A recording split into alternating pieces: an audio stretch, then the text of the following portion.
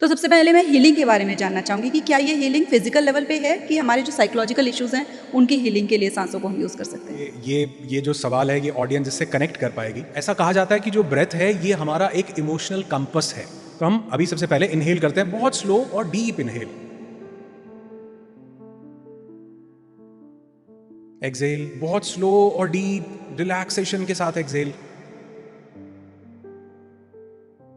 अब ये करते रहिए सब लोग, और इसके साथ गुस्सा करके दिखाओ।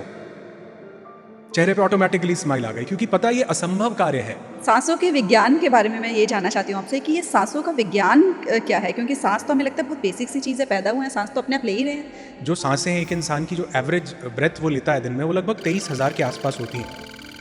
और इन 23,000 में से एक भी सांस हमारी कॉन्शियस नहीं है। और हमारे इमोशंस ही हमारे शरीर के लिए, हमारे मन के लिए, हमारे दिमाग के लिए कुछ भी पैदा करने का पोटेंशियल रखते हैं। तो सिर्फ ये इमोशंस ही सांसों को प्रभावित नहीं कर रहे हैं, बल्कि सांसें भी वाइसा वर्सा इन इमोशंस को प्रभावित कर सकती हैं। थी कि what doesn't kill you makes you stronger. जिस इंसान ने धोखा दिया और आपको मारा नहीं, उसकी लर्निंग ने आपको मजबूत बना दिया। देखो, अब लोग बीमार हो रहे हैं तो वो सोच रहे हैं कि बीमार शरीर हो रहा है और शरीर ही ठीक होगा। अरे शरीर है, गाड़ी थोड़ा है। तो हमको ये पता ही नहीं है कि इसको ठीक प्राणमय कोश से, यानी अपनी सांसों से, अपनी 72,000 नाड़ियों से, अपने 7 चक्रों से भी ठीक किया जा सकता है। तो रात को सोने से पहले हमने अपने वो बीटा की स्टेट को कैसे शांत करना है ताकि हमें वो जो डीप स्लीप है, जिसके की बेनिफिट्स होते हैं वाकई में, वो जो रेस्ट एंड डाइजेस्ट वाला जो मोड होता है, जो हीलिंग वाला मोड होता है, उसको हम एक्टिवेट करते हैं। और आप देखोगे एक छोटा बच्चा जब सोता है तो वो अपनी पेट से सांस ले रहा होता है। वैसे ही जब आप योग निद्रा करते हैं, आपकी सांसें उपस्थ में स्थापित हो जाती हैं। अपने शरीर को पूरा रिलैक्स और काम किया, और अब आपकी सांसों ने आपको अल्फा मोड में ट्रिगर कर दिया। जो हमारा लास्ट एपिसोड गया था जिसमें कि आपने बताया था हमारी बॉडी की हीलिंग कैपेसिटी के बारे में, कैपेबिलिटीज़ के बारे में, वो लोगों ने बहुत ज़्यादा पसंद किया और सब चाहते थे कि एक बार आप फिर से आएँ। और क्योंकि आपकी एक मास्टरी है ब्रेथ वर्क के ऊपर, सांसों के विज्ञान के ऊपर, तो आप डिटेल में उनके साथ शेयर करें। तो स्वागत है आपका एक बार फिर से डॉक्टर शिखा पॉडकास्ट में। Thank you so much, thanks for having me. सांसों के विज्ञान के बारे में मैं ये जानना चाहती हूँ आपसे कि ये सांसों का विज्ञान क्या है? क्योंकि सांस तो हमें लगता है बहुत बेसिक सी चीज़ है, पैदा हुए हैं, सांस तो अपने आप ले ही रहे हैं, ना किसी चीज़ की ट्रेनिंग ली हमने, और ये तो अपने आप चलती रहती है, फोकस भी ना करो तो भी सांस तो हम लेते ही रहते हैं। तो ये सांसों का विज्ञान क्या है? मैंने अभी रिसेंटली कुछ टाइम पहले एक जोक भी सुना। वो कह रहे थे कि सांसों के बारे में भी आजकल ऐसे बात हो रही है कि हमें सांस भी नहीं लेना आता। और वाकई ये बिल्कुल सही है कि हमें सांस भी नहीं लेना आता, या यूं कहें कि हमने उस सांस को बहुत ज़्यादा ख़राब कर लिया है। हमें वो जो सही तरीका था, हम उसके साथ कनेक्टेड नहीं है। और जहाँ तक बात आती है सांसों के विज्ञान की, तो जैसे ये कहा जाता है कि समंदर जो है वो इतना ज़्यादा वास्ट है, इतना ज़्यादा गहरा है कि उसको जानने के लिए मेरे ख्याल हम उसको कभी जान नहीं पाएंगे। ब्रह्मांड के बारे में भी ऐसे ही कहा जाता है कि ब्रह्मांड इतना बड़ा और इतना विशाल और इतना वास्ट है कि हम उसके बारे में शायद कभी जान नहीं पाएंगे। इनसे भी ज़्यादा गहरा और इनसे भी ज़्यादा विशाल जो चीज़ है वो हमारी सांस है। यानी हमारी सांसों के अंदर ऐसे ऐसे रहस्य छुपे हैं जो इस ब्रह्मांड की हर एक चीज़ को उजागर करने का मादा रखते हैं। और मुझे लगता है कि अगर सांसों को थोड़ा सा जानने की तरफ आगे बढ़ा जाए तो हम किसी भी चीज़ तक पहुंच सकते हैं। और जैसे अगर आज आप देखो कि हमारी जो सांसें हैं एक इंसान की, जो एवरेज ब्रेथ वो लेता है दिन में, वो लगभग 23,000 के आसपास होती हैं। और इन 23,000 में से एक भी सांस हमारी कॉन्शियस नहीं है। इनफैक्ट अगर मैं ये कहूँ कि 99.99% ब्रेथ हम अनकॉन्शियसली ले रहे हैं, जबकि सांसें सिर्फ एक सर्वाइवल का टूल नहीं थी। सांसें वो द्वार थी जहां से हर एक रहस्य का दरवाजा खोला जा सकता था। सांसें वो जगह थी जहां से अपनी हीलिंग की शुरुआत की जा सकती थी, जहां से इस ब्रह्मांडीय ऊर्जा के साथ कनेक्ट किया जा सकता था। तो वो 23,000 सांसें सिर्फ सांसें नहीं हैं, बल्कि दिन में मिलने वाले 23,000 मौके हैं जो हम लगातार हर एक ब्रेथ के साथ चूकते चले जा रहे हैं। और अगर हम उसको थोड़ा सा जान लें, उस विज्ञान को थोड़ा सा समझ लें, तो मुझे लगता है न सिर्फ हम अपनी ज़िंदगी में अपने शरीर के, अपने मन के लिए, अपनी मेंटल और फिजिकल हेल्थ को बेटर कर पाते हैं, बल्कि जीवन का हर एक वो प्रश्न जिसका सवाल का जवाब हमें कहीं नहीं मिल रहा है, वो अगर हम अपनी सांसों को समझ जाएं तो वो हमें वहाँ से मिल सकता है। इतना बड़ा विज्ञान है ये, जिसके बारे में हमारे ऋषि मुनि योगी सदियों से बात करते आए हैं। और आज तो मेडिकल साइंसेज भी, मॉडर्न साइंसेज भी आज ब्रेथ के ऊपर इतना काम कर रही हैं और इसके इतने ब्यूटीफुल एस्पेक्ट्स निकल के आ रहे हैं जो अमेजिंगली लोगों की ज़िंदगी में बदलाव ला रहे हैं। ये वैसे कमाल है जो अभी आपने सारी बातें बताई है ना, कि ऐसे मतलब लगता है ना कि सांसें तो हम ऑटोमेटिकली लेते ही जा रहे हैं, तो आपने बताया कि उसको हम यूज़ करके आपने हीलिंग वर्ड यूज़ किया कि हम हील कर सकते हैं, हम ब्रह्मांड के साथ कनेक्ट हो सकते हैं। तो सबसे पहले मैं हीलिंग के बारे में जानना चाहूँगी कि क्या ये हीलिंग फिजिकल लेवल पे है, कि हमारे जो साइकोलॉजिकल इश्यूज़ हैं उनकी हीलिंग के लिए सांसों को हम यूज़ कर सकते हैं? मुझे लगता है बहुत अच्छा सवाल है, और ये जो सवाल है ये ऑडियंस इससे कनेक्ट कर पाएगी, क्योंकि आज आप देखो ज़्यादातर लोग जो हैं वो ज़्यादातर क्या मतलब लगभग हर एक इंसान जो है वो ऑटोमेटेड ब्रेथ ले रहा है। उसकी ब्रेथ अपने आप ब्रेथ तो अपने आप ही चलेगी, एक ऑटोमेटेड सिस्टम है। लेकिन over the period of time, over the period of decades, हमने इस सांस को डिसरप्ट कर लिया है। हमारे डीएनए में, हमारे बॉडी के आज स्ट्रक्चर में जो सांस जो आज चल रही है ये एक्चुअल में हमारी सांस नहीं थी। अगर हम इस सांस के साथ थोड़ा सा ब्रेथ वर्क, जिसको आज मॉडर्न टर्म्स में ब्रेथ वर्क बोला जाता है, और हमारे पास प्राणायाम और बहुत से ऐसे टूल्स और टेक्निक्स थी जिससे हम इसको साध सकते थे हर एक चीज़ के लिए अलग अलग, तो वो हमारे पास मौजूद हैं। और अगर जहाँ तक हम हीलिंग की बात करें या अपने इमोशंस की बात करें, तो हमारा ऐसा कहा जाता है कि जो ब्रेथ है ये हमारा एक इमोशनल कंपस है। जैसे कंपस हमें दिशा दिखाता है, किधर जाना है, कौन सी दिशा में साउथ है, कहाँ पर नॉर्थ है, ठीक उसी तरह हमारे इमोशंस को भी डायरेक्शन देने का काम करती हैं हमारी सांसें। और हमारे इमोशंस ही हमारे शरीर के लिए, हमारे मन के लिए, हमारे दिमाग के लिए कुछ भी पैदा करने का पोटेंशियल रखते हैं। जैसे मैं अभी एक छोटा सा एग्जाम्पल देना चाहूँगा। जैसे हम कहते हैं कि अगर कोई इंसान गुस्से में है तो उसकी सांसें तेज चलने लगती हैं। कोई इंसान बिल्कुल शांत है तो उसकी सांसें बहुत शांत चलने लगती हैं। कोई खुश है तो सांसें अलग तरह से चलने लगती हैं। कोई डर में है तो सांसें अलग तरह से चलने लगती हैं। तो सिर्फ ये इमोशंस ही सांसों को प्रभावित नहीं कर रहे हैं, बल्कि सांसें भी वाइसा वर्सा इन इमोशंस को प्रभावित कर सकती हैं। जैसे अभी जितने भी लोग हम सब यहाँ पर स्टूडियो में हैं, मैं एक छोटा सा काम करने के लिए सबको बोलता हूँ। हम सब अभी क्या करेंगे, इंक्लूडिंग यू एंड मी, हम लोग, मैं अभी इनहेल और एक्सेल करने के लिए बोलूँगा और डीप ब्रेथ्स लेने के लिए बोलूँगा, तो हम ये एक छोटा सा प्रोसेस करेंगे, ठीक है? तो हम अभी सबसे पहले इनहेल करते हैं, बहुत स्लो और डीप इनहेल। एक्सेल बहुत स्लो और डीप रिलैक्सेशन के साथ एक्सेल। फिर से बहुत स्लो इनहेल।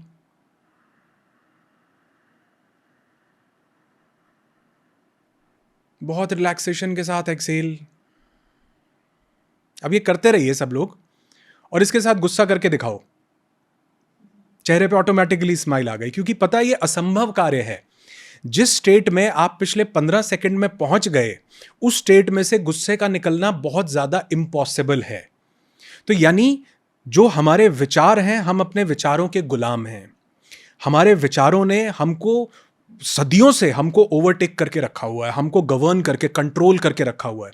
और आज दिक्कत यही हो रही है कि हम विजन बोर्ड, एफर्मेशंस, टेक्निक्स और टूल्स लगा के सब अपने विचारों को कंट्रोल करने की कोशिश कर रहे हैं, जिससे हम उनको कंट्रोल नहीं कर पाते, हम उनको सप्रेस कर देते हैं। लेकिन हमारे जो विचार, जो हमारे मालिक बने बैठे हैं, जिनके हम गुलाम हैं, वो विचार जो हैं वो इस श्वास के गुलाम हैं, वो हमारी ब्रेन वेव्स के गुलाम हैं। तो अगर हमारी ब्रेन वेव्स जैसी होंगी, हमारे विचार उसी स्टेट से निकल के आएंगे और बॉडी में वैसे ही केमिकल्स रिलीज करेंगे। और ब्रेन वेव्स कैसी होंगी, वो हमारी सांसों के ऊपर निर्भर करता है कि हम अपनी सांसों से अपनी ब्रेन वेव्स को ऑल्टर कर सकते हैं। जैसे अभी हम एक डीप रिलैक्सेशन की स्टेट में गए, जब हम बात करना शुरू किया तो हम हाई बेटा में थे, जब हमने ये सांसों का प्रयोग किया तो हम लोअर बेटा में आ गए, और यही प्रयोग अगर हम थोड़ी देर कॉन्टिन्यूसली करें तो हम अल्फा में चले जाएंगे। अब जब हम माइंड की अल्फा की स्टेट में होंगे तो उस स्टेट में हम चाह करके भी डर नहीं सकते, उस स्टेट में हम चाह करके भी गुस्सा नहीं कर सकते।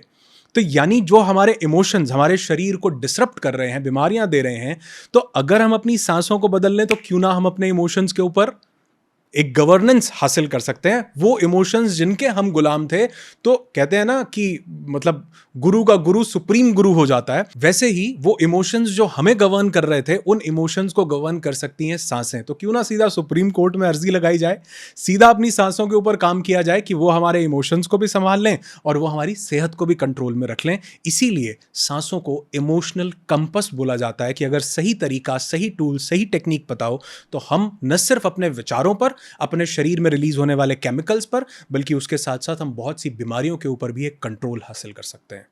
राइट, तो बहुत अच्छे से आपने ये चीज़ एक्सप्लेन किया कि कितना इंपॉर्टेंट है अपनी सांसों के ऊपर कंट्रोल करना, कि मेन वो चीज़ है जिसको अगर हम कंट्रोल में आए तो हमारा स्टेट ऑफ माइंड जो है हम उसको कंट्रोल कर ऑल्टर कर सकते हैं। सकते हमें और किसी चीज़ के ऊपर वर्क करने की ज़रूरत नहीं है डिफरेंट डिफरेंट इमोशंस के ऊपर। तो आप बात कर रहे थे ना, तो उसमें आप बात कर रहे थे स्टेट ऑफ माइंड बीटा होता है, फिर बीटा में चला जाता है, अल्फा में चला जाता है।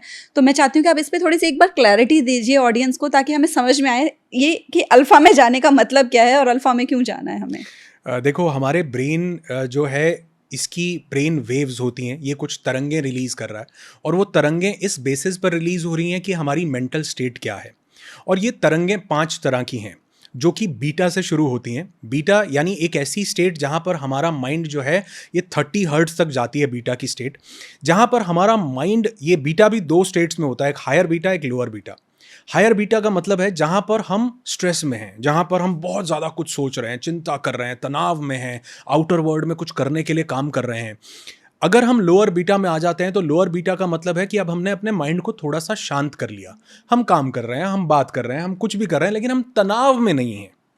माइंड उतना ही एक्टिव है, लेकिन अब वो चिंतावश उस एक्टिविटी को नहीं कर रहा है। यह है बीटा।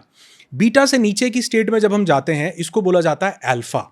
अल्फा का मतलब जब आपका माइंड थोड़ा सा और रिलैक्स हो गया, शांत हो गया। जैसे रात को सोने से पहले हम अल्फा के मोड में होते हैं, जैसे हम मेडिटेशन शुरू करते हैं तो हम अल्फा के मोड में होते हैं, जैसे हम बहुत ज़्यादा पीस महसूस कर रहे होते हैं तो हम अल्फा के मोड में होते हैं।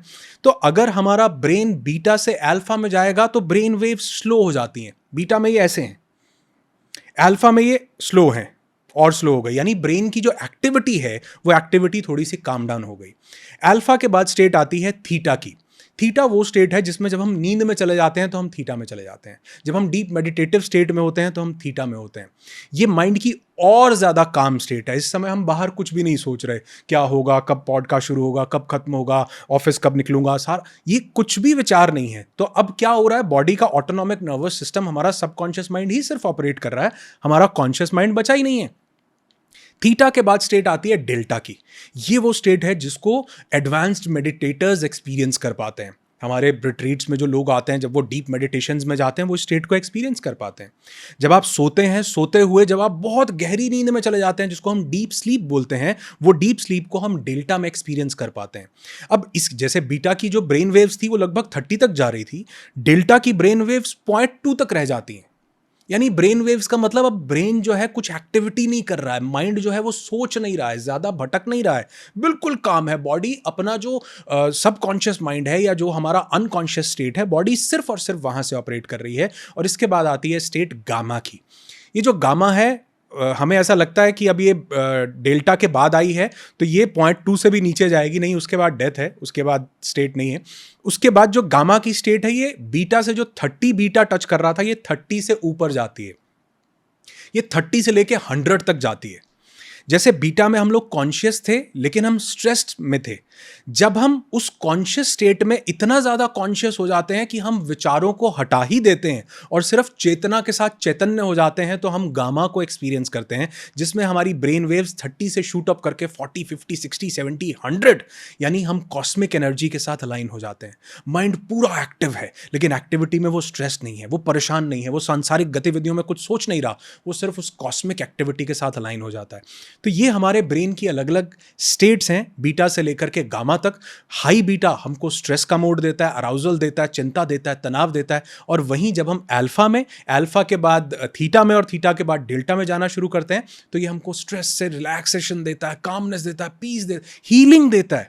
आप कभी भी बीटा में आप हील नहीं कर सकते, body fight and flight mode में है। हील कब होगा, जब आप अल्फा से थीटा, थीटा से डेल्टा, डेल्टा से गामा, यानी body rest and digest mode में आएगी, रिलैक्स करेगी, एक एक सेल, एक एक कोशिका उस ब्रह्मांडीय ऊर्जा से कनेक्ट करेगी। और इसका पूरा का पूरा द्वार और दरवाजा जो है, ये हमारी सांसों से खुलता है। अगर आप सांसों को साधते नहीं हैं, इसीलिए मैं बोलता हूं लोग एफर्मेशंस कर रहे हैं, विजन बोर्ड बना रहे, थॉट्स को कंट्रोल कर रहे हैं, कुछ काम नहीं करेगा अगर आपने अपनी सांसों के ऊपर काम नहीं किया। तो ये सिर्फ सर्वाइवल का टूल नहीं था, जीवन बदलने का द्वार था, जिसको हमारे संत, ऋषि, मुनि, हमारे पास ग्रंथ इतने थे जो इस चीज के बारे में व्याख्यान और बखान करते थे। हमने उनके साथ कनेक्ट ना करके एक बहुत बड़ी गलती की। और मुझे लगता है कि हम ये छोटा सा प्रयास जो इस पॉडकास्ट के माध्यम से कर रहे हैं, लोगों तक ये चीज़ पहुंचाने का, ये लोगों के जीवन में इतना बड़ा बदलाव लाएगी कि जिसकी हम कल्पना नहीं कर सकते अगर लोगों ने इसको फॉलो कर लिया तो। बिल्कुल सही बात है। और जिस तरीके से आपने ये बताया ना कि कितना इम्पॉर्टेंट है सांसों के ऊपर काम करना, कैसे, क्योंकि मैंने जैसे बात करी थी शुरुआत में कि सांस तो हम ऑटोमेटिकली ले रहे हैं, तो वो जो बीटा की स्टेट है, मुझे लगता है मोस्टली लोग ऑपरेट भी बीटा वाली स्टेट में ही हो रहे हैं, वहीं से ही चल रहे हैं, वहीं से ही सारा काम कर रहे हैं। स्ट्रेस है, तनाव है, सारे काम करने हैं, वर्कलोड है, पेरेंटिंग का प्रेशर है, रिलेशनशिप का प्रेशर है, वर्क का प्रेशर है, तो सब लोग मुझे लगता है इसी स्टेज में रह रहे हैं बीटा में। तो वो जो आपने कहा कि सांसों पे काम करना ज़रूरी है, तो सांसों पे हम किस तरीके से काम करें ताकि अपने माइंड को हम उस स्टेट पर लेकर आ सकें जहाँ से हीलिंग की शुरुआत। Beautiful, you have shared a beautiful concept. और अभी एक बात यहाँ से निकल के आई कि हम ज़्यादातर टाइम बीटा में रह रहे हैं। हम इसको 2 भाग में कवर करते हैं। आप देखोगे कि हम सोते हुए भी बीटा के मोड में ही हैं, जबकि सोने से पहले हमारा अल्फा ट्रिगर हो जाना चाहिए। हम उस रिलैक्सेशन के मोड में जाएं जहां से हम सोने के लिए जाएं। और हमारे जैसे 2 मोड्स हैं, एक हमारा है फाइट एंड फ्लाइट रिस्पॉन्स और एक हमारा है rest and digest response. Fight and flight का मतलब है भागो दौड़ो, जिंदगी में कुछ काम करो, कुछ भी एक्सटर्नल एनवायरनमेंट में करना है, लड़ना है, जीतना है, भागना है, कुछ भी काम वर्क करना है, कुछ भी मतलब बाहर की दुनिया में जो भी काम करना है, स्पेशली शरीर से। मुझे एथलीट हूं, मुझे भागना है, मुझे फाइटिंग करनी है, मुझे कहीं जाना, शरीर से, उसके लिए मुझे फाइट एंड फ्लाइट रिस्पॉन्स चाहिए है। क्योंकि उस समय मुझे केमिकल चाहिए है जो कि है कॉर्टिजोल। उस समय मुझे केमिकल चाहिए मेरे शरीर को जो कि है एड्रेनलिन, जो रश पैदा करता है मेरे शरीर में, जो कहता है उठो दौड़ो। और स्वामी विवेकानंद की वो लाइन याद करवाता है कि तब तक मत रुको जब तक लक्ष्य की प्राप्ति ना हो जाए। ये क्या है? फाइट एंड फ्लाइट रिस्पॉन्स है। या तो मैं लड़ रहा हूं, या मैं भाग रहा हूं, या मैं कुछ कर रहा हूं। दूसरा मोड है हमारा रेस्ट एंड डाइजेस्ट। इसको हीलिंग मोड भी कहते हैं। पहले मोड को सर्वाइवल मोड कहते हैं और इस दूसरे मोड को क्रिएशन मोड कहते हैं। अब मुझे जिंदगी में कामनेस चाहिए, मुझे जिंदगी में चाहिए कि मैं अपने शरीर को हील भी करूं, मुझे चाहिए कि मैं कुछ मैनिफेस्ट भी करूं, मुझे चाहिए कि मैं अपनी मेंटल कैपेबिलिटीज को बढ़ाऊं। ये सब करने के लिए मुझे रेस्ट एंड डाइजेस्ट मोड चाहिए। अब ज्यादातर समय जब हम बीटा में हैं, तो बीटा का मतलब है कि हमारा fight and flight mode activated है। पुराने जमाने में कोई प्रेडेटर हमें घेर लेता था, डायनासोर आ गया, टी रेक्स आ गया, अब टी रेक्स से मुझे बचना है, मुझे भागना है, तो मेरा फाइट एंड फ्लाइट एक्टिवेट होना चाहिए। आज भी मुझे किसी से लड़ना है, मेरा फाइट एंड फ्लाइट एक्टिवेटेड होना चाहिए। लेकिन हो क्या रहा है? मैं फेसबुक का एक पोस्ट देखता हूं, लाइक्स नहीं आते तो मेरा फाइट एंड फ्लाइट एक्टिवेट हो जाता है। मेरे बॉस ने कुछ कह दिया, मेरा फाइट एंड फ्लाइट एक्टिवेटेड है। मैं ट्रैफिक जैम में फंसा हूं, फाइट एंड फ्लाइट एक्टिवेटेड है। बच्चों ने कुछ कह दिया, फाइट एंड फ्लाइट एक्टिवेटेड है। हस्बैंड वाइफ के बीच में आर्ग्यूमेंट हो गया, फाइट एंड फ्लाइट एक्टिवेटेड है। तो हम वो फाइट एंड फ्लाइट जो बना था बाहर में शरीर के तौर पर कुछ करने के लिए, वो फाइट एंड फ्लाइट आज मानसिक तौर पर यूं एक्टिवेट हो रहा है। और न सिर्फ एक्टिवेट हो रहा है बल्कि वो एक्टिवेटेड ही रह रहा है। हम रेस्ट एंड डाइजेस्ट में जा ही नहीं पा रहे हैं। और हम कितना ही कंट्रोल करें कि नहीं, मैं ये विचार, मैं ट्रैफिक में परेशान नहीं। अरे भैया, हमने जब तक अपनी सांसों को साधा नहीं है तब तक हम विचारों को नहीं साध सकते, क्योंकि वो सांसों के गुलाम हैं और हम उनके गुलाम हैं। तो अगर हम अपनी ब्रेथ के ऊपर थोड़ा सा काम करें, सेकंड पार्ट में आपने पूछा कि क्या वो चीजें हो सकती हैं जिससे हम ये काम कर सकते हैं कि हम बीटा से निकल के अल्फा में जाएं, यानी फाइट एंड फ्लाइट से निकल के हम रेस्ट एंड डाइजेस्ट में आए। उसके लिए हमारा माइंड हमारी ब्रेथ से समझता है कि मैं किस स्टेट में हूं। जैसे मैं तेज तेज सांसें ले रहा हूं तो माइंड समझता है कि कुछ फियरफुल सिचुएशन है, कोई अलर्ट मोड को एक्टिवेट करने का समय है, कुछ बाहर की दुनिया में कुछ करने का समय है। और हम नोट करेंगे कि ज्यादातर टाइम्स, इनफैक्ट मैंने ये जो आंकड़ा बोला ये गलत नहीं है, ये एग्जैजरेशन नहीं है कि 99.99% सांसें अनकॉन्शियस, हम कॉन्शियसली नहीं ले रहे हैं। और 99.99% टाइम्स दिन में हमारी सांस छोटी है, शैलो है और हमारी चेस्ट से हो रही है। और जब भी हमारी सांस छोटी, शैलो और चेस्ट से होगी तो ब्रेन को सिग्नल जाता है कि यू आर इन डेंजर, आप फियर में हो, आप सर्वाइवल मोड में, आप क्रिएशन मोड में नहीं हो। क्योंकि हमारे पास दिमाग में इतने विचार जो अभी मैंने शेयर किए, पेरेंटिंग का स्ट्रेस, रिलेशनशिप का स्ट्रेस, काम का स्ट्रेस, वर्कलोड का प्रेशर, ये सब हमारी सांसों को छोटा रखे हुए हैं। तो सबसे पहला तरीका, हम आगे और भी टूल्स एंड टेक्निक्स जानेंगे, लेकिन सबसे पहला तरीका जो है कि हमें अपनी सांसों को गहरा कर लेना है। यानी 23,000 सांस हम एक दिन में ले रहे हैं, उस 23,000 में से कोशिश करो कि सबसे पहले 23 सांसें कॉन्शियसली और गहरी लेनी शुरू करें। सिर्फ 23, 5-5 करके भी लेंगे तो चलेगा। और धीरे धीरे फिर हम इसकी प्रैक्टिस को आगे बढ़ाएं। गहरी का मतलब है इसके 3 कंपोनेंट होने चाहिए। सांस धीरे होनी चाहिए, स्लो, सांस नाभि में जाए, और सांस जो है आराम से जाए। मतलब नाभि में जाए तो ये ये मतलब नहीं है कि एकदम से नहीं, आराम से जाए। 3 फैक्टर्स। तो अगर हम अपनी सांस को गहरा कर लें और कॉन्शियसली ब्रेथ को देखें कि ये सांस अंदर गई, ये सांस बाहर, और एक सांस को लेने में हम जो है मतलब लगभग 7 से 8 से 10 सेकंड का समय लगाएं आराम से, और सांस को छोड़ने में भी 10 सेकंड का समय लगाएं।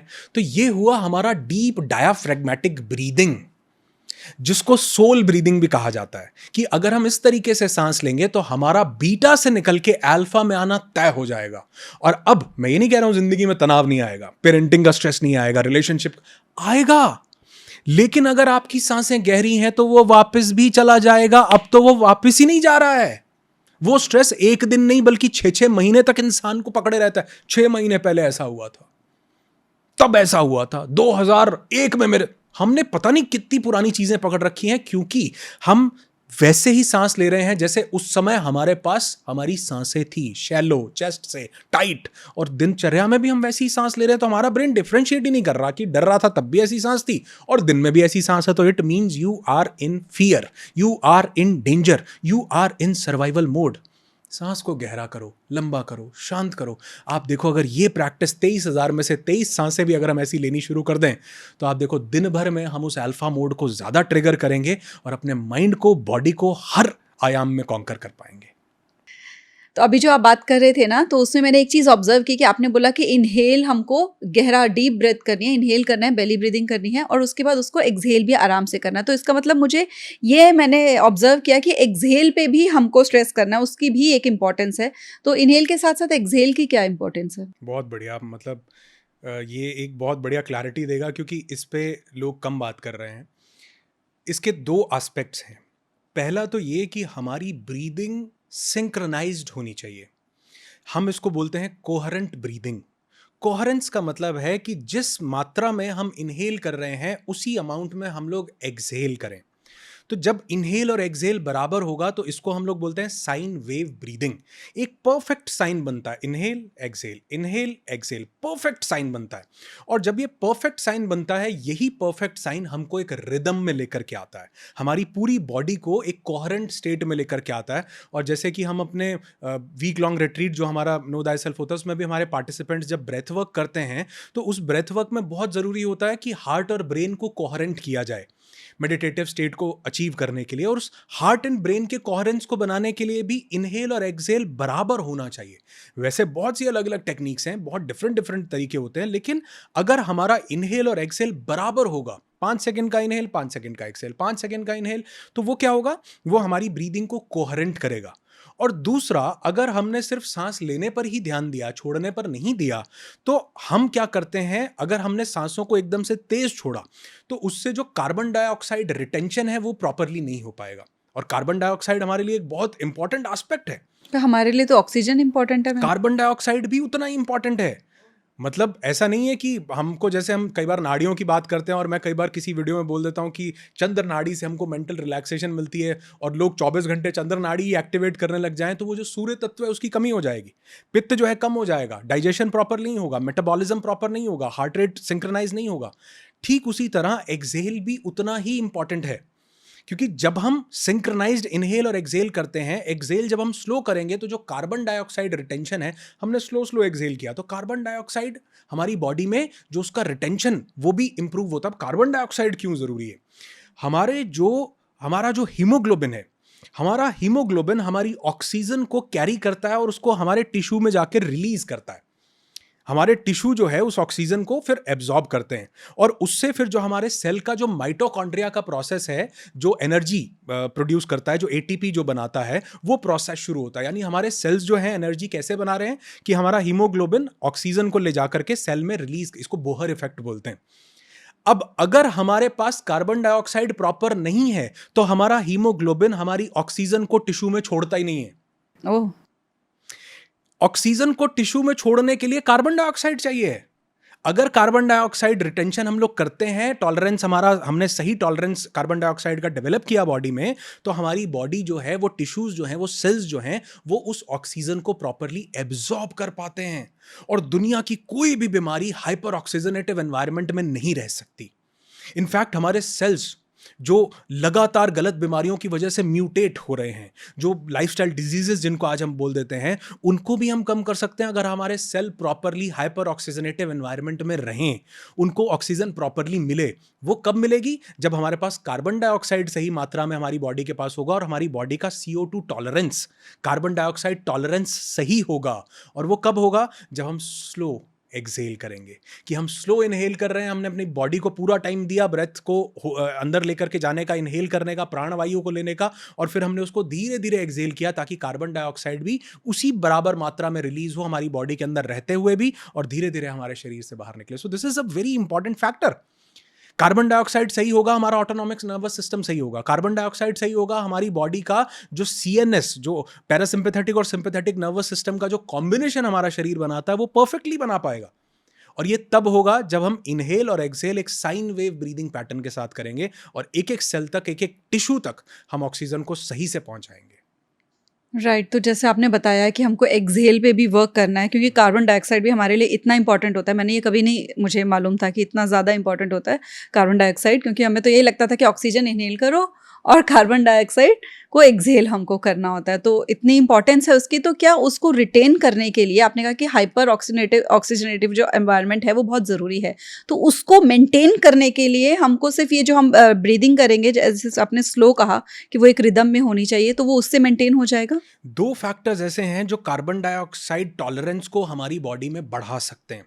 सबसे पहला फैक्टर तो ये है कि हम स्लो ब्रीदिंग करें और स्लो ब्रीद आउट करें। यानी हमने 6-7 सेकंड लगाकर इनहेल किया, 8 सेकंड लगाकर, नॉर्मली तो आप देखोगे 1-1.5 सेकंड में ही इनहेल हो रहा है और 1-1.5 सेकंड में ही एक्सहेल हो रहा है। हमने प्रॉपरली उसको डायाफ्राम को एक्सपैंड करते हुए, डीप ब्रीद करते हुए हमने उसको इनहेल किया, और ऐसे ही हमने स्लोली एक्सहेल किया। तो वो जो कार्बन डाइऑक्साइड और ऑक्सीजन का जो बैलेंस था वो सही से बना, हीमोग्लोबिन उसको कैरी कर पाया, उसको टाइम मिला। दूसरा, ब्रेथ का रिटेंशन। आज हमारे पास ब्रेथ का रिटेंशन नहीं है, योग में उसको कुंभक बोला गया है। ब्रेथ का रिटेंशन अगर सही से होगा, कुंभक अगर सही से हमारा शरीर लगा पाएगा, तो भी कार्बन डाइऑक्साइड टॉलरेंस हमारी बॉडी में बढ़ेगा। और जितना CO2 टॉलरेंस हमारी बॉडी में बढ़ेगा, उतना हमारा शरीर न सिर्फ ऑप्टिमम स्टेट में परफॉर्म कर पाएगा, बल्कि उतने अच्छे से वो बीमारियों से लड़ पाएगा, उतने अच्छे से वो हमारी पूरी बॉडी का जो तंत्र है उसको चला पाएगा, उतने अच्छे से जो प्राण वायु हमारी 72,000 नाड़ियों तक पहुंचती है उसका संचालन कर पाएगा। तो यानी एक तो स्लो ब्रीदिंग हो गया, डीप डायाफ्रेगमेटिक ब्रीदिंग हो गया, और दूसरा ब्रेथ का रिटेंशन, जिसको हमने कुंभक बोला है। ये दो प्रोसेस अगर हमने किए तो हम CO2 टॉलरेंस को बढ़ा सकते हैं, जो कि हमको हजारों अनगिनत फायदे दे सकता है। तो जैसे अभी आपने बात करी कि यही वाला प्रोसेस करने से, ब्रेथ के रिटेंशन से, हमारा जो अंदर हीलिंग का प्रोसेस होता है डिसीजेस से, वो तेज़ हो जाता है, तभी हो पाता है एक्चुअली। तो क्या यही रीज़न है कि जो लास्ट हमारे इवेंट में जो एक डॉक्टर आई थी, जो CMO थी, और उन्होंने 2 ब्रेथ वर्क करे थे, और उसके बाद वो बोल रही थी कि मेरी जो 10 साल पुरानी डिसीज़ थी वो हील हो चुकी है? एक्चुअल में उनको यूट्रस का इशू था, कुछ ब्लैडर के इश्यूज थे, और वो खुद डॉक्टर, लेकिन कई सालों से वो चाह रही थी कि इस चीज़ से मेरे को निजात नहीं मिल पा रही। और हमने वहाँ पर सिंपल 1-2 प्रैक्टिसेस की हमारे नो दाई सेल्फ में, जिसमें एक तो था कि हमने बॉक्स ब्रीदिंग किया, एक हमने लिम्फेटिक ब्रीदिंग किया, जिससे लिम्फेटिक ड्रेनेज हुआ। हमारा जितना भी लिम्फ नोड्स में हमारे जो वेस्ट फ्लूइड है, जो इकट्ठा हो रखा होता है, जो बेसिकली टॉक्सिन्स बन के शरीर में निकल रहा होता है, वो हमारे को निकालने का सोर्स पता ही नहीं है। उसका बहुत बड़ा सोर्स हमारी सांस में छुपा हुआ है, कि हम उसको प्रॉपरली ड्रेन कर सकते हैं, निकाल सकते हैं, उसके प्रेशर बना करके उसको रिलीज कर सकते हैं, जिसमें लिम्फेटिक ब्रीदिंग, बॉक्स ब्रीदिंग और कुंभक का बहुत बड़ा रोल है। ब्रेथ के रिटेंशन का, उसको होल्ड करने का बहुत बड़ा रोल है। जैसे एक पाइप में धीरे धीरे पानी बहता जा रहा है, आगे कुछ ब्लॉकेज आ गया, कुछ जाम हो गया। अब आप क्या करते हैं, आप पीछे से पानी को ऐसे रोक लेते हैं, और पानी वहां पे इकट्ठा होता जाता है, इकट्ठा होता जाता है, और जब आप उसको छोड़ते हैं, एकदम से प्रेशर आता है और वो उस वेस्ट को लेकर के प्रेशर से निकल जाता है। ठीक वैसे ही ब्रेथ के साथ, सिर्फ ब्रेथ ये नहीं है कि हमने डीप ब्रीथ किया, इनहेल किया, एक्सहेल किया। कुछ तरीके हैं, कुछ प्रक्रियाएं हैं, जिसमें बॉक्स ब्रीदिंग, लिम्फेटिक ब्रीदिंग और ब्रेथ रिटेंशन, यानी कुंभक लगाना, ब्रेथ को होल्ड करना, सबसे इंपॉर्टेंट रोल प्ले करता है। और उन्होंने, मेरे ख्याल वो जो डॉक्टर आई थी, उन्होंने सिर्फ 2 सेशंस के अंदर, वो जो उनको 10 साल पुराना चैलेंज था, सिर्फ 2 सेशंस के अंदर वो 80% तक रिजॉल्व कर लिया था। और उन्होंने बल्कि आके अगले दिन बताया भी था कि मैं खुद ये समझ नहीं पा रही हूँ कि मेरे साथ हुआ क्या है, चमत्कार हुआ। मैंने कहा ये चमत्कार नहीं है, ये एक्चुअल में आपकी बॉडी के पास पूरी कैपेबिलिटी है, बस हमने कभी उसको अनलॉक नहीं किया। अगर हम उसको अनलॉक कर लें तो मुझे लगता है ज़िंदगी में किसी भी प्रॉब्लम का, ना सिर्फ शारीरिक और मानसिक लेवल पर, हर एक लेवल पर हम किसी भी चीज़ का सोल्यूशन पा सकते हैं, सिर्फ अगर ब्रेथ को हम सही कर लें या जान लें कि इसको सही करने का तरीका क्या है। राइट तो आपने जैसे बताया कि वाकई में उनकी इतनी बड़ी मेजर इशू था और शी वाज़ वेरी हैप्पी कि मैं सब ट्रीटमेंट कर रही थी, क्योंकि मैं खुद एक अच्छे लेवल पे डॉक्टर हूँ और इतने सालों से कर रही हूँ, और उनकी वो जो चीज़ हील हुई थी, वो जो हैप्पीनेस थी उनके अंदर, क्योंकि कई बार हमको लग रहा होता है कि हम फैंसी चीज़ों पे फोकस करेंगे, हम दवाइयाँ खाएंगे, हम बड़े से बड़े हॉस्पिटल जाएंगे तो ट्रीटमेंट होगी, लेकिन वो जो मेन चीज़ है सांस जो हमको चला रही है उसको हम इग्नोर कर रहे होते हैं। तो ब्रेथवर्क में भी बात आपने करी थी, तो आपने बोला कुंभक होता है, रेचक होता है, तो मैं चाहूंगी कि इसको थोड़ा सा आप और एक्सप्लेन करें कि वो कुंभक और रेचक क्या इंपॉर्टेंस होती है उनकी। आपने इंपॉर्टेंस तो बहुत अच्छे से बताइए, लेकिन उसको करने का सही तरीका क्या है? क्या बात है। ये जो चीज़ आपने पूछी है ना, ये अगर लोगों तक पहुंची तो मुझे लगता है इतना बड़ा बदलाव आएगा, और ये सबसे एंगेजिंग सेक्शन रहेगा इस पॉडकास्ट का, मैं ये बता दूं, क्योंकि ये विज्ञान कभी हमने इसको प्रैक्टिस किया ही नहीं है। और मैं इसको शुरुआत करना चाहूंगा कुंभक को थोड़ा सा एक्सप्लेन करने से। हमारे बहुत से ग्रंथों में, हठ योग प्रदीपिका में, भाव प्रकाश निघंटु में कुंभक की बहुत खूबसूरत तरीके से चर्चा की गई है, और योग में इससे बड़ी किसी शक्ति को बताया ही नहीं गया है। इनफैक्ट जब भैरव भैरवी संवाद हो रहा है, शिव संहिता में भी इसकी बात की गई है, इसकी बात विज्ञान भैरव तंत्र में भी की गई है। जब भैरव भैरवी संवाद हो रहा है तो भैरवी भैरव से पूछती हैं कि किम बलम सत्व बलम, सबसे बड़ा, इस जगत का सबसे बड़ा बल क्या है? भैरव उत्तर देते, महादेव उत्तर देते हैं, कुंभक बलम सर्व बलम। सबसे बड़ा बल जो इस दुनिया में कोई चीज इंसान के पास जो है वो कुंभक है। और योग में कहा गया यथा बलम तथा निदानम, जितना शरीर के पास बल होगा उतना ज्यादा वो किसी भी बीमारी का निदान कर पाएगा, किसी भी चीज से छुटकारा पा पाएगा। और ये बल आता कहां से है शरीर के पास? हमारे योगी जो हिमालय में बैठ करके 100-100 साल की तपस्याएं करते, बिना खाए खिचड़ी मुद्रा लगा करके बैठे रहते हैं, और सीधा कुंभ के मेले में आकर के निकलते हैं 100-100 200-200 साल के बाद, वो करते क्या हैं? वो ब्रेथ रिटेंशन करते हैं। केवलम कुंभक की एक ऐसी स्थिति में पहुंच जाते हैं जहां सांसें शून्य के बराबर हो जाती हैं और बॉडी हमेशा उस ब्रेथ के रिटेंशन के मोड में रहती है। वो है कुंभक। कुंभक है क्या? हमारी सांस का लेना है पूरक, हमने सांस ली, सांस का छोड़ना है रेचक, और इन दोनों के बीच में एक स्थिति आती है जहां पर न हम सांस ले रहे हैं न हम छोड़ रहे हैं, जबकि हम सांस को रोक लेते हैं, उसको कहा गया कुंभक। ये शब्द आया संस्कृत के कुंभ से। कुंभ का मतलब होता है घड़ा, वहां से आया कुंभक की एक ऐसी जगह, घड़े जैसी खाली जगह जहां पर हम उस श्वास को रोक लेते हैं। तो अगर हम अपनी सांस, और ये दो तरह के कुंभक हैं, एक है अंतः कुंभक जो हम अंदर सांस लेने के बाद, यानी पूरक, पूरक का मतलब इनहेलेशन, हमने पूरक किया, सांस को रोक लिया, अंतः कुंभक। हमने रेचक किया, एक्सहेलेशन किया, सांस को रोक लिया, बाह्य कुंभक। इस कुंभक को जो व्यक्ति साध लेता है वो जीवन में किसी भी चीज को हासिल कर सकता है। इनफैक्ट हठ योग प्रदीपिका में, भाव प्रकाश निघंटु में यहां तक भी बात लिखी गई है कि कुंभक को साधने वाला व्यक्ति शत शतायु हो सकता है। शत शतायु, शतायु का मतलब 100 साल, 100 बार शतायु हो सकता है कुंभक को साधने वाला व्यक्ति। और हर एक रोग का निदान कुंभक में छुपा, इस ब्रेथ के रिटेंशन में। अभी कुछ दिन पहले मैंने एक वीडियो बनाया था, उस वीडियो का टाइटल था, मतलब उस वीडियो में मैंने बात की थी कंट्रोल्ड एनवायरमेंटल स्ट्रेस के बारे में, कि अगर आप अपने शरीर को ऐसा स्ट्रेस देते हैं जो कंट्रोल्ड है, और मैंने एक लाइन वहां पर बोली थी कि what doesn't kill you makes you stronger, जो आपको मारता नहीं वो आपको मजबूत बना देता है। जिस इंसान ने धोखा दिया और आपको मारा नहीं, उसकी लर्निंग ने आपको मजबूत बना दिया। ठीक वैसे ही हम अपनी बॉडी को जब कुछ ऐसी कंडीशंस देते हैं, जिसमें मैंने बहुत सी चीज़ों की बात की, एक उसमें कोल्ड एक्सपोजर था कि अगर हम ठंडे पानी से नहाते हैं, मुंह पे ठंडे पानी के छींटे लगाते हैं, ठंड तो लगती है, मतलब एक स्ट्रेस है, हमारी बॉडी एकदम से स्ट्रेस में गई, लेकिन ये मारता नहीं है शरीर को, तो ये हमारी बॉडी की इम्यूनिटी को, एजिलिटी को बढ़ाता है। उसमें सबसे बड़ा रोल प्ले करता है कुंभक। कंट्रोल्ड एनवायरमेंटल स्ट्रेस, सांसों को रोकना, इससे हमारा CO2 टॉलरेंस बढ़ता है, इससे हमारी CO2 रिटेंशन पे हम लोग इसको इंप्रूव कर सकते हैं, इससे हमारा ऑटोनॉमिक नर्वस सिस्टम सारा का सारा बैलेंस हो जाता है, इससे हमारे लिम्फ नोड्स क्लियर हो जाते हैं, इससे हमारी बॉडी में बल आता है, इससे हमारी जो प्राण ऊर्जा है, हमारी 72,000 नाड़ियां उनको एब्जॉर्ब कर पाती है जब हमने ब्रेथ को होल्ड किया हुआ, रिटेन किया हुआ है। हमारा शरीर, जो सप्त चक्र हैं हमारे, 7 चक्र बैलेंस होने लगते हैं जब हम अपने प्राण को होल्ड करते हैं।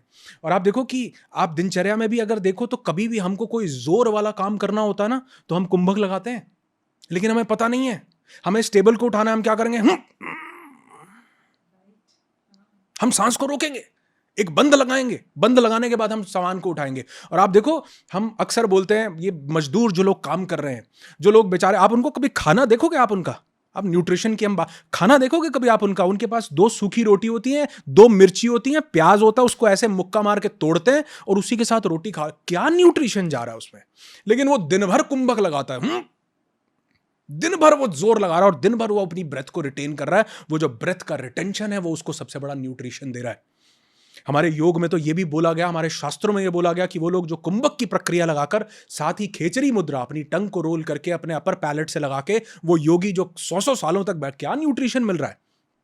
सूर्य की एनर्जी से जी रहे हैं, कोई न्यूट्रिशन, फिर भी जीवित हैं। कैसे जीवित हैं? कुंभक बलम सर्व बलम। तो अगर हम कुंभक को साध लें, कुंभक लगाना सीख लें, और इसकी, क्योंकि ये एक बड़ा विज्ञान है, मतलब ये हमारे जो रिट्रीट्स होते हैं सिर्फ इन पर्सन, क्योंकि सब्जेक्टिव होता है, हर एक इंसान के हिसाब से कम ज़्यादा होता है।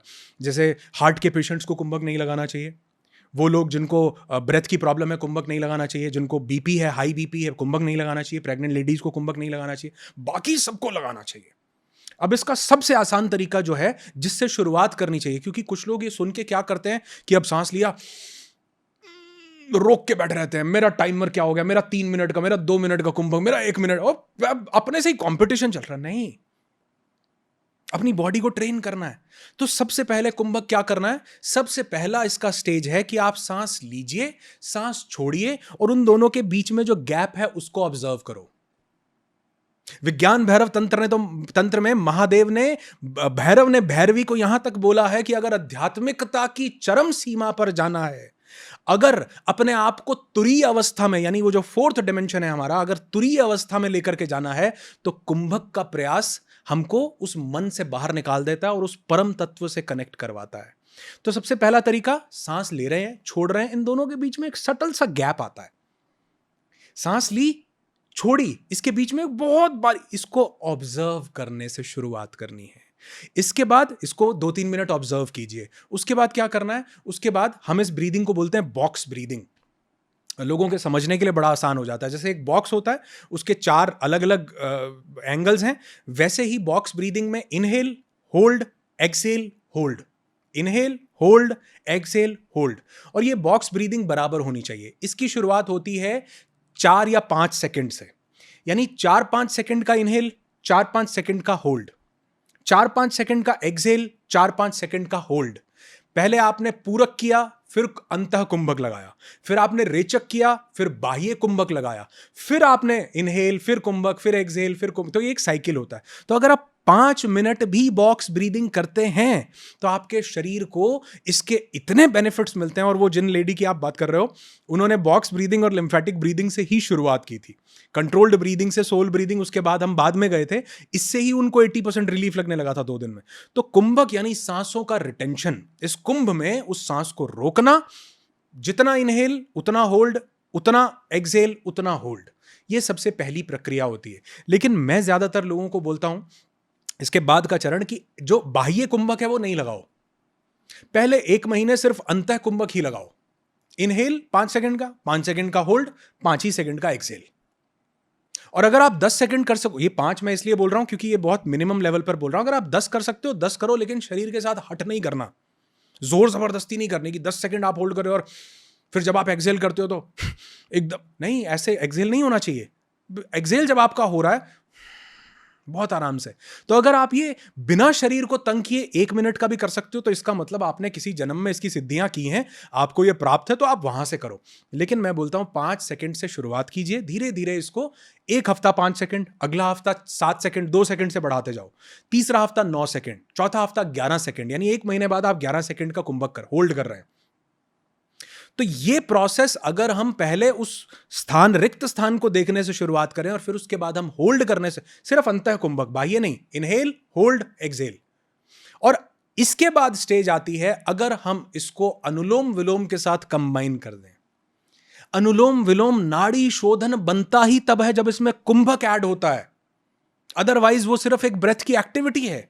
नाड़ियों का शुद्धिकरण तब होगा जब अनुलोम विलोम में कुंभक लगेगा। और इसकी शुरुआत करेंगे आप अंतः कुंभक से। सबको बता रहा हूं, सब इसको करेंगे कैसे। अनुलोम विलोम सबको पता है कैसे करना है। लेफ्ट नॉस्ट्रल से आपने ब्रीथ किया, 5 सेकंड आपने ब्रीथ किया, फिर आपने दोनों नॉस्ट्रल्स को बंद कर लिया और 5 सेकंड का होल्ड किया, और 5 सेकंड के होल्ड के बाद राइट नॉस्ट्रल से जो है एक्सहेल कर दिया, और राइट नॉस्ट्रल से जब एक्सहेल किया फिर कुंभक नहीं लगाना, फिर आपने उस प्रक्रिया यानी सिर्फ अंतः कुंभक लगाना, लेफ्ट से इनहेल, बंद करके होल्ड, एक्सहेल, फिर राइट से इनहेल, होल्ड, बंद करके एक्सहेल।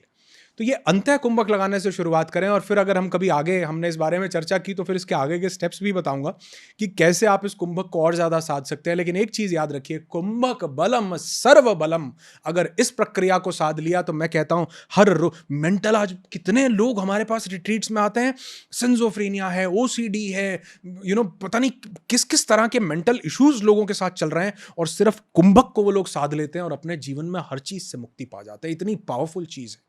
आपका कॉर्टिसोल लेवल शरीर का गिरने, स्ट्रेस खत्म होने लगता है आपके शरीर का सिर्फ कुंभक की प्रैक्टिस करने से। और मैं मतलब कुंभक पर अगर मैं बात करूं तो मेरे ख्याल 2-3-4 घंटे का पूरा पॉडकास्ट कुंभक पर हो सकता है, इतनी पावरफुल चीज है, क्योंकि इसके कई आयाम हैं। और इसमें एक बड़ा खूबसूरत आयाम आता है जिसको हम बोलते हैं केवलम कुंभक, जिसमें अपना शरीर स्वतः ही कुंभक की अवस्था में होता है।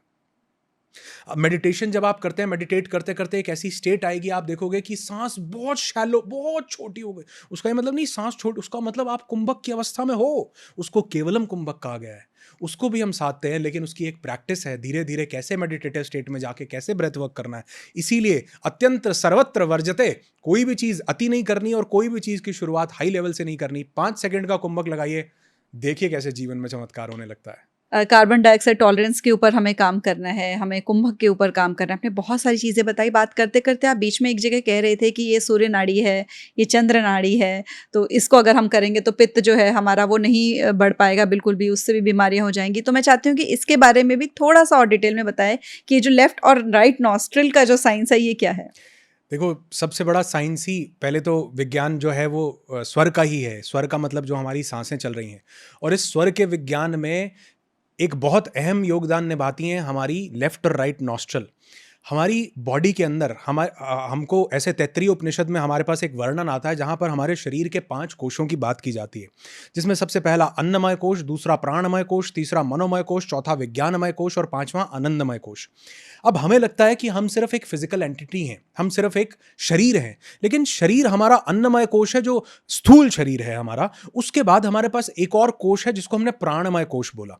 इस प्राणमय कोश में, जैसे शरीर में मैं अक्सर एक एग्जांपल देता हूं, जैसे हम लोग ब्लड को देखते हैं। अब जैसे हम लेमन लैंग्वेज में अगर बात करें, एमेच्योर के तौर पे बात करें, तो हम ब्लड को देखेंगे तो हम क्या बोलेंगे? ब्लड। लेकिन एक प्रोफेशनल जो उसको जानता है, उसको ये पता है कि ये ब्लड नहीं है खाली, इसके अंदर व्हाइट ब्लड सेल्स भी हैं, इसके अंदर रेड ब्लड सेल्स भी हैं, इसके अंदर प्लाज्मा भी है, इसके अंदर प्लेटलेट्स भी हैं, इसके अंदर पता नहीं कितने कंपोनेंट्स हैं। ठीक उसी तरह एक लेमन जब बात करता है श्वास की, तो वो बात करता है सांस, मतलब ऑक्सीजन। लेकिन जब हम इसको एक डीपर लेवल पर जाकर के समझते हैं तो हमें पता चलता है कि ये सिर्फ जो स्वर है, जो श्वास है, ये सिर्फ ऑक्सीजन नहीं है, इसमें प्राणवायु का प्रवाह भी हो रहा है, इसमें आकाश तत्व का प्रवाह भी हो रहा है, इसमें ईथर तत्व भी शामिल है, इसके अंदर जो है हमारी प्राण ऊर्जा भी हमारी 72,000 नाड़ियों तक पहुंच रही है। इसमें से एक कंपोनेंट, जैसे ब्लड में से एक कंपोनेंट निकलता है व्हाइट ब्लड सेल्स, वो हमारी इम्यूनिटी के ऊपर काम करता है। WBCs क्या करते हैं? हमारे टी सेल्स, हमारे टी लिम्फोसाइट्स, हमारे WBCs इम्यूनिटी को एक्टिवेट कर देते हैं। हमारा जो प्लेटलेट्स हैं, जैसे हम देखते हैं किसी को डेंगू हो गया तो प्लेटलेट्स चढ़ाए जा रहे हैं, वो किसी और सेगमेंट में काम कर रहा है। ठीक वैसे ही इस श्वास में जो हम सांस ले रहे हैं, जो प्राणवायु है, इसके 2-3 अलग अलग घटक थे। जब हम इसको समझते हैं अपने 72,000 नाड़ियों के कॉन्सेप्ट को, जो कि हमारे प्राण शरीर में जो 72,000 नाड़ियां फ्लो कर रही हैं, इसमें से जो ऑक्सीजन है वो हमारी फिजिकल बॉडी को मिलती है, इसमें से जो प्राणवायु है वो हमारे प्राण शरीर को मिलती है, प्राणमय कोश को मिलती है। और वो प्राणमय कोश को जो प्राण मिल रहा है वो हमारी 72,000 नाड़ियों में फ्लो हो रहा है। उन 72,000 में से 9 अति प्रमुख हैं, उनमें से जो 3 हैं वो अतिशय प्रमुख हैं। उन 3 का नाम है इड़ा, पिंगला और सुषुम्ना। इड़ा मतलब हमारी लेफ्ट नॉस्ट्रल, पिंगला मतलब हमारी राइट नॉस्ट्रल, सुषुम्ना मतलब इन दोनों का बैलेंस, इन दोनों के मध्य में जब ये मिलके प्रवाह करती हैं उसको हमने सुषुम्ना कहा। तो जो हमारी लेफ्ट नॉस्ट्रल है ये चंद्र नाड़ी है, ठंडी है। जो हमारी राइट नॉस्ट्रल है ये सूर्य नाड़ी है, गर्म है। और ये जो नाड़ियां फ्लो कर रही हैं, ये हमारे 7 चक्रों के माध्यम से फ्लो कर रही हैं। हमारे मूलाधार, मूलाधार से स्वाधिष्ठान, उसके बाद मणिपुर, उसके बाद अनहद, उसके बाद विशुद्धि, उसके बाद आज्ञा, उसके बाद सहस्त्रार, ये सब 7 चक्रों से, और ये ऐसा क्रिस क्रॉस करके फ्लो कर रही है, क्रिस क्रॉस। हर एक चक्र पर जब ये आती हैं, जंक्शन पर ये आती हैं, ये लेफ्ट से राइट हो जाती है, लेफ्ट वाली राइट से लेफ्ट हो जाती है, ये ऐसा क्रिस क्रॉस करके फ्लो कर रही है। और यहां पर ये हमारी लेफ्ट नॉस्ट्रल में इड़ा यानी चंद्र नाड़ी आती है। तो जीवन में जितने भी काम हमको ठंडे करने हैं, अब देखो साइंस, देखो अब आज इसको साइंस प्रूव कर रही है। इसको साइंस बोल रही है unilateral nostril breathing. Unilateral nostril breathing इसका कॉन्सेप्ट है, इसके ऊपर रिसर्चेस हो रही हैं, इसके बहुत से रिसर्च पेपर्स आ रहे हैं कि जब हम लेफ्ट नॉस्ट्रल से सांस लेते हैं और लेफ्ट ही नॉस्ट्रल से सांस छोड़ते हैं, जिसको हम चंद्रभेदी प्राणायाम भी बोलते हैं, अगर हम ये करते हैं तो हमारा राइट हेमिस्फीयर एक्टिवेट हो जाता है। मतलब लेफ्ट से राइट हेमिस्फीयर एक्टिवेट हो जाता है, क्योंकि ये क्रिस क्रॉस करके कहां जाएगी, अब ये लेफ्ट से है तो क्रिस क्रॉस करके लेफ्ट नॉस्ट्रल से हमारा राइट हेमिस्फीयर एक्टिवेट हो जाता है और राइट नॉस्ट्रल से हमारा लेफ्ट हेमिस्फीयर एक्टिवेट हो जाता है।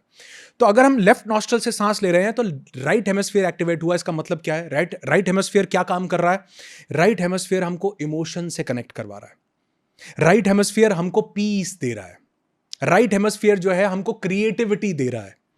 तो अगर हम लेफ्ट नॉस्ट्रल से सांस लेते हैं तो हम ज्यादा इमोशनली बैलेंस्ड हो पाते हैं। लेफ्ट हेमिस्फीयर क्या कर रहा है, लॉजिक लगा रहा है। लेफ्ट हेमिस्फीयर क्या कर रहा है, बाहरी दुनिया में सारा का सारा काम कर रहा है, इंटेलिजेंस दिखा रहा है। अगर हम राइट नॉस्ट्रल से सांस लेते हैं तो हमारा लेफ्ट हेमिस्फीयर एक्टिवेट हो जाता है। तो अगर ये जो अनुलोम विलोम है ना, इससे बड़ी ताकत कोई नहीं है। इसमें हमारा चंद्र भेदन भी होता है, हमारा सूर्य भेदन भी होता है। और जब कोई व्यक्ति इसको साध लेता है, अगर कोई व्यक्ति इसको लगातार कुछ समय तक कर रहा है और करते करते उसकी सुषुम्ना एक्टिवेटेड हो जाती है, तो वो बहुत से मिस्टिकल और स्पिरिचुअल एक्सपीरियंसेस भी ले पाता है, जो कि हमने देखा है हमारे रिट्रीट में बहुत से लोग आते हैं और किसी और रेल्म में कनेक्ट हो जाते हैं, 4D 5th D कई डिमेंशंस में पहुंच जाते हैं। कितने मिस्टिकल एक्सपीरियंसेस वो आके बताते हैं कि मुझे ऐसा एक्सपीरियंस हुआ, मुझे ये दिखा, मुझे ऐसे हुआ, इस सवाल का जवाब मिला। एक लेडी तो बल्कि यूएस से आई थी हमारे रिट्रीट में, वो बोली मैं पता नहीं क्यों आई हूं यहां, लेकिन वो मेडिटेटिव एक्सपीरियंस में जब वो गई तो उसको पता चला कि मैं यहां पर क्यों आई हूं। राइट।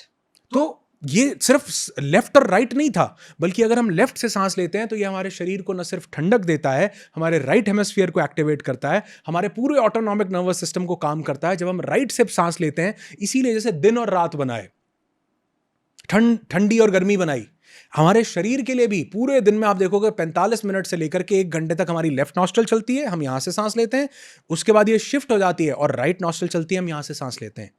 हमारे शरीर को भी वो सर्दी गर्मी हमारे इंटरनल टेम्परेचर को मेंटेन करने के लिए वो जरूरी था। और जब ये शिफ्ट करती हैं बीच में तो सुषुम्ना एक्टिवेट होती है, वो जो स्पिरिचुअल कनेक्टिविटी देती है, वो जो ब्रह्म तक पहुंचने का द्वार है, वो जो 5th डायमेंशन के पोर्टल को ओपन करने का द्वार है, वो सुषुम्ना एक्टिवेट होती है। तो अगर हम अनुलोम विलोम करें तो हम लेफ्ट चंद्र नाड़ी को भी प्रभावित करते हैं और हम सूर्य नाड़ी को भी प्रभावित करते हैं। और अगर हम इसमें कुंभक लगा लें, अभी जो हमने बात की, इनहेल किया कुंभक, एक्सेल किया, फिर इनहेल किया कुंभक, होल्ड किया, तो ये हमको इतने चमत्कारी बेनिफिट्स दे सकता है। और आज साइंस तो बोल रही है कि हमारा ऑटोनॉमिक नर्वस सिस्टम रेगुलेट हो जाता है। हमारी बॉडी के अंदर अभी एक फ्लिट्स करके कोई रिसर्चर थे बहुत बड़े, उनकी एक रिसर्च थी जिससे उन्होंने ये प्रूव किया कि हमारी जो ऑक्सीजन है जब ये हमारे सेल में जाती है, जब वो वहां जाके बर्न होती है, वो बर्न होने से हमारे सेल्स जो हैं वो फोटोन रिलीज करते हैं, एक लाइट रिलीज करते हैं। वो लाइट हमारे पूरे शरीर से निकलती है और उस लाइट को आज medical science bio energy field बोल रही है, उसको मॉडर्न टर्म्स में ऑरा बोला जाता है। और हमारी स्पिरिचुअलिटी में इसी को हमारा आभा मंडल बोला जाता था। अब ये लाइट जो है ये कैसे निकल रही है, ये हमारे सेल में जो ऑक्सीजन बर्न हो रही है, ये उससे, जिसको हम लाइट फोटोन बोलते हैं, ये वहां से बहुत ही सटल लेवल पर बहुत सटल लेवल, और इसको मेजर किया जा सकता है आज। ये जो लाइट निकल रही है, जो हमारा ऑरा बना रही है, ये कहां से पॉसिबल हो रही है, हमारी सांसों से। और ये कितना अच्छा लाइट जो है हम एमिट करेंगे, ये डिपेंड करता है कि हमारी प्राणवायु कितनी संचालित, कितने सही से हमारे शरीर में जा रही है, जो कि लेफ्ट और राइट नॉस्ट्रल के कॉम्बिनेशन से, जो कि हम अनुलोम विलोम से कर सकते हैं, ये उससे हो सकती है। तो अगर इसको समराइज करूं तो एक छोटी सी लाइन में ये बताना चाहूंगा कि जीवन में जितने भी राइट हेमिस्फीयर यानी क्रिएटिविटी का काम है, इमोशन से काम लेना है, आपको शांति का काम करना है, पढ़ाई करनी है, पीस करना है, मेडिटेशन करना है, तो आपका लेफ्ट नॉस्ट्रल सक्रिय होना चाहिए। नहीं है तो कर लो, राइट बंद करके करके चंद्र भेदी प्राणायाम करो। शरीर को शांत करना है। पित्त जो है बहुत बड़ा हुआ है, शरीर में गर्मी बहुत बड़ी हुई है, बुखार बहुत ज्यादा आ रहा है, बीपी बहुत तेज हो रखा है। लेफ्ट नॉस्ट्रल से सांस लो, लेफ्ट से छोड़ो।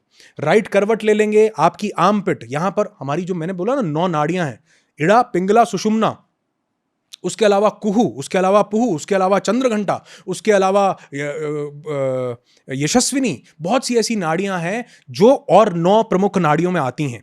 वो 9 नाड़ियों में से अगर हम अपने ये राइट इसको बंद कर लें, ऐसा राइट करवट लेके सो जाएं, तो हमारी लेफ्ट नॉस्ट्रल एक्टिवेट हो जाएगी, यहां से प्रवाहित हो रही है। अगर हम लेफ्ट को आर्मपिट को बंद कर लें, यहां पर कुछ ऑब्जेक्ट, बॉल रख लो, कोई ग्लास रख लो, अपनी फिस्ट बना के इस तरह से इसको रख लो, तो लेफ्ट बंद किया, राइट एक्टिवेट हो गई।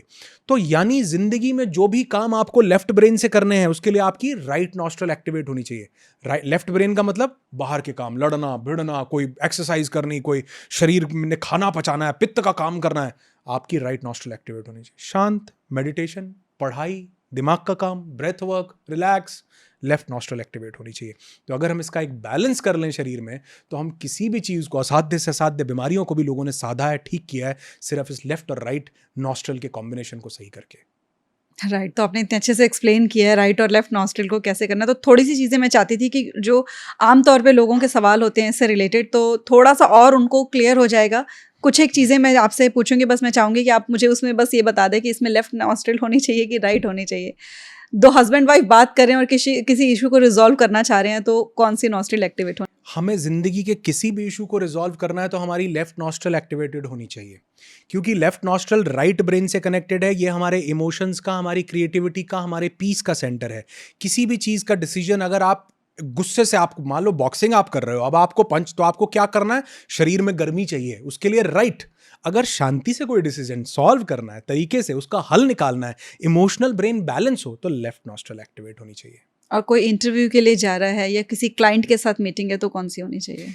जब भी आपको कोई भी काम शांति का करना है, जैसे आपको किसी से भी कोई धैर्यवान बात करनी है, तो आपकी लेफ्ट नॉस्ट्रल एक्टिवेट होनी चाहिए। तो अगर मैं बात करूं इंटरव्यू की, तो आपको वहां पर अपने इंटेलेक्ट को यूज करना है, आपको बहुत शांति से, आपको बहुत कामनेस से जवाब देना है, लेफ्ट नॉस्ट्रल एक्टिवेट होनी चाहिए। लेकिन वहीं अगर आप कोर्ट में खड़े हो, सुप्रीम कोर्ट में आप जज के सामने खड़े हो, आपको बहस करनी है, आपको ज्वलंत प्रक्रिया चाहिए है, तो आपको वहां पर उस समय आपको ये नहीं करना, आपको वहां पर आपको उत्तेजित होना है, आपको अपनी बात को सही से रखना है।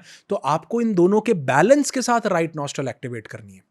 यानी ये भी एक प्रक्रिया है कि आपको लेफ्ट नॉस्ट्रल के साथ पहले व्यायाम करके, प्राणायाम करके, चंद्रभेदी करके, फिर आपको राइट नॉस्ट्रल के साथ सूर्यभेदी, यानी दोनों करना है, खाली सूर्य नहीं। पहले चंद्रभेदी किया, आपके माइंड में कामनेस आई, रिलैक्सेशन आई, जिन सवालों के जवाब नहीं मिल रहे थे आ गए। अब राइट को एक्टिवेट किया कि अब थोड़ी चेहरे पर तेज भी आ जाए, अब थोड़ी उत्तेजना भी आ जाए, अब सामने वाले से बात करने के लिए मेरे पास एक आभा मंडल भी हो कि मैं उसको कन्विंस कर पाऊं। तो इसके लिए राइट नॉस्ट्रल एक्टिवेट होनी चाहिए। और कोई बहुत ज़्यादा स्ट्रेस में है, एंग्जाइटी है उसको, तो उसको पीस चाहिए, उसको लेफ्ट नॉस्ट्रल एक्टिवेट करनी है, क्योंकि शरीर को शीतलता चाहिए, शरीर को ठंडक चाहिए, दिमाग को शांति और सुकून चाहिए, इमोशनल सेंटर काम होना चाहिए जो कि राइट साइड का है, उसके लिए लेफ्ट नॉस्ट्रल एक्टिवेट होनी चाहिए। तो चंद्रभेदी प्राणायाम। मैं एक बात बोलता हूं कि शरीर में कॉर्टिसोल, जो कि स्ट्रेस हार्मोन है, 50 तरह की बीमारियां दे रहा है, हमारे लिए बहुत अच्छा था, लेकिन अगर इसको हमने ज्यादा रिलीज किया, ये हमारे लिए बहुत बुरा हो जाता है। इसको शांत करने का सिर्फ और सिर्फ एक तरीका है कि आप चंद्रभेदी यानी लेफ्ट नॉस्ट्रल से सांस लीजिए, लेफ्ट से छोड़िए, लेफ्ट से सांस लीजिए, लेफ्ट से छोड़िए। 5 मिनट करके देखो माइंड कितना ज्यादा रिलैक्स और काम हो जाता है। तो जो भी लोग स्ट्रेस में हैं, उनके लिए स्पेसिफिकली ये मैसेज देना चाहूंगा कि आप 50 तरह के उपयोग कर रहे हैं, दवाइयां खा रहे हैं, कुछ भी कर रहे हैं, करते रहो, लेकिन मेरे कहने पे दिन में सिर्फ 5 मिनट के लिए लेफ्ट नॉस्ट्रल से राइट को बंद करो, लेफ्ट से सांस लो, लेफ्ट से, और आराम से और सिंक्रनाइज्ड। 5 सेकंड का इनहेल, 5 सेकंड का एक्सहेल, 5 सेकंड का इनहेल, 5 सेकंड, सिंक्रनाइज्ड। आप देखोगे 5 मिनट के बाद जो व्यक्ति वो प्राणायाम करने, नाड़ी शोधन करने बैठा था, वो वैसा व्यक्ति नहीं रहेगा। उसका माइंड इतना काम हो चुका होगा, इतने अपॉर्चुनिटीज उसको दिख रही होंगी, जिससे पहले कि उसको सिर्फ और सिर्फ स्ट्रेस दिख रहा था। तो स्ट्रेस में लेफ्ट नॉस्ट्रल से सांस लीजिए, लेफ्ट से छोड़िए। राइट। तो एक जगह और जहां पर किसी को कोई ऐसा डिसीजन लेना हो जहां पे उनको लॉजिक भी लगाने की जरूरत है और दिमाग को शांत भी रखने की जरूरत है, तो वो क्या करें? मैं कहता हूं जब दोनों चीजों की जरूरत है, तो आपको ये सबसे अच्छा आपके लिए कार्य करेगा अगर आप अनुलोम विलोम करते हैं, क्योंकि अनुलोम विलोम जो है ये आपकी चंद्र नाड़ी को भी भेद रहा है, या आपकी सूर्य नाड़ी को भी भेद रहा है। और अगर आपने इसमें कुंभक लगाया, तो इसमें आपकी वो जो हायर इंटेलिजेंस है, ये आपको उसके साथ भी कनेक्ट कर रहा है। और देखो, हमको जिंदगी में कोई भी काम जो हमको लॉजिक से भी चाहिए और हमको इमोशन से भी चाहिए, उसके लिए बहुत जरूरी है हमारे लेफ्ट और राइट ब्रेन का सिंक्रोनाइजेशन। हमारा लेफ्ट ब्रेन लॉजिक लगाता है, हमारा राइट ब्रेन इमोशन लगाता है, और हम जिंदगी के बहुत सारे लॉजिकल डिसीजंस इमोशन से ले रहे होते हैं। अब जैसे कोई खर्चा करना है, ये एक लॉजिकल डिसीजन होना चाहिए, लेकिन हम इसको इमोशन से लेते हैं कि आईफोन, अरे नहीं, मैं बहुत टाइम से इसकी वेट कर रहा हूं, हम अपनी 6 महीने की कमाई उसमें डाल दे रहे हैं। अब इसमें हमको लॉजिक भी चाहिए और हमको इमोशन भी चाहिए। ये बैलेंस कहां से आएगा? जिसका लेफ्ट और राइट ब्रेन सिंक है।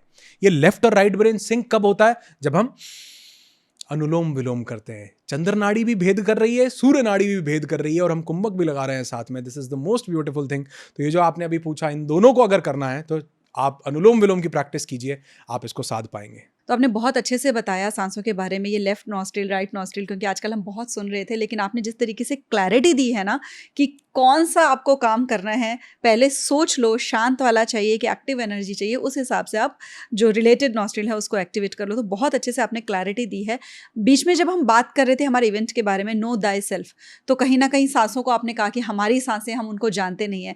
तो ये जो आपने इवेंट का नाम रखा था नो दाई सेल्फ, तो ये कहाँ से आपको ऐसा लगा कि नो दाई सेल्फ होना चाहिए?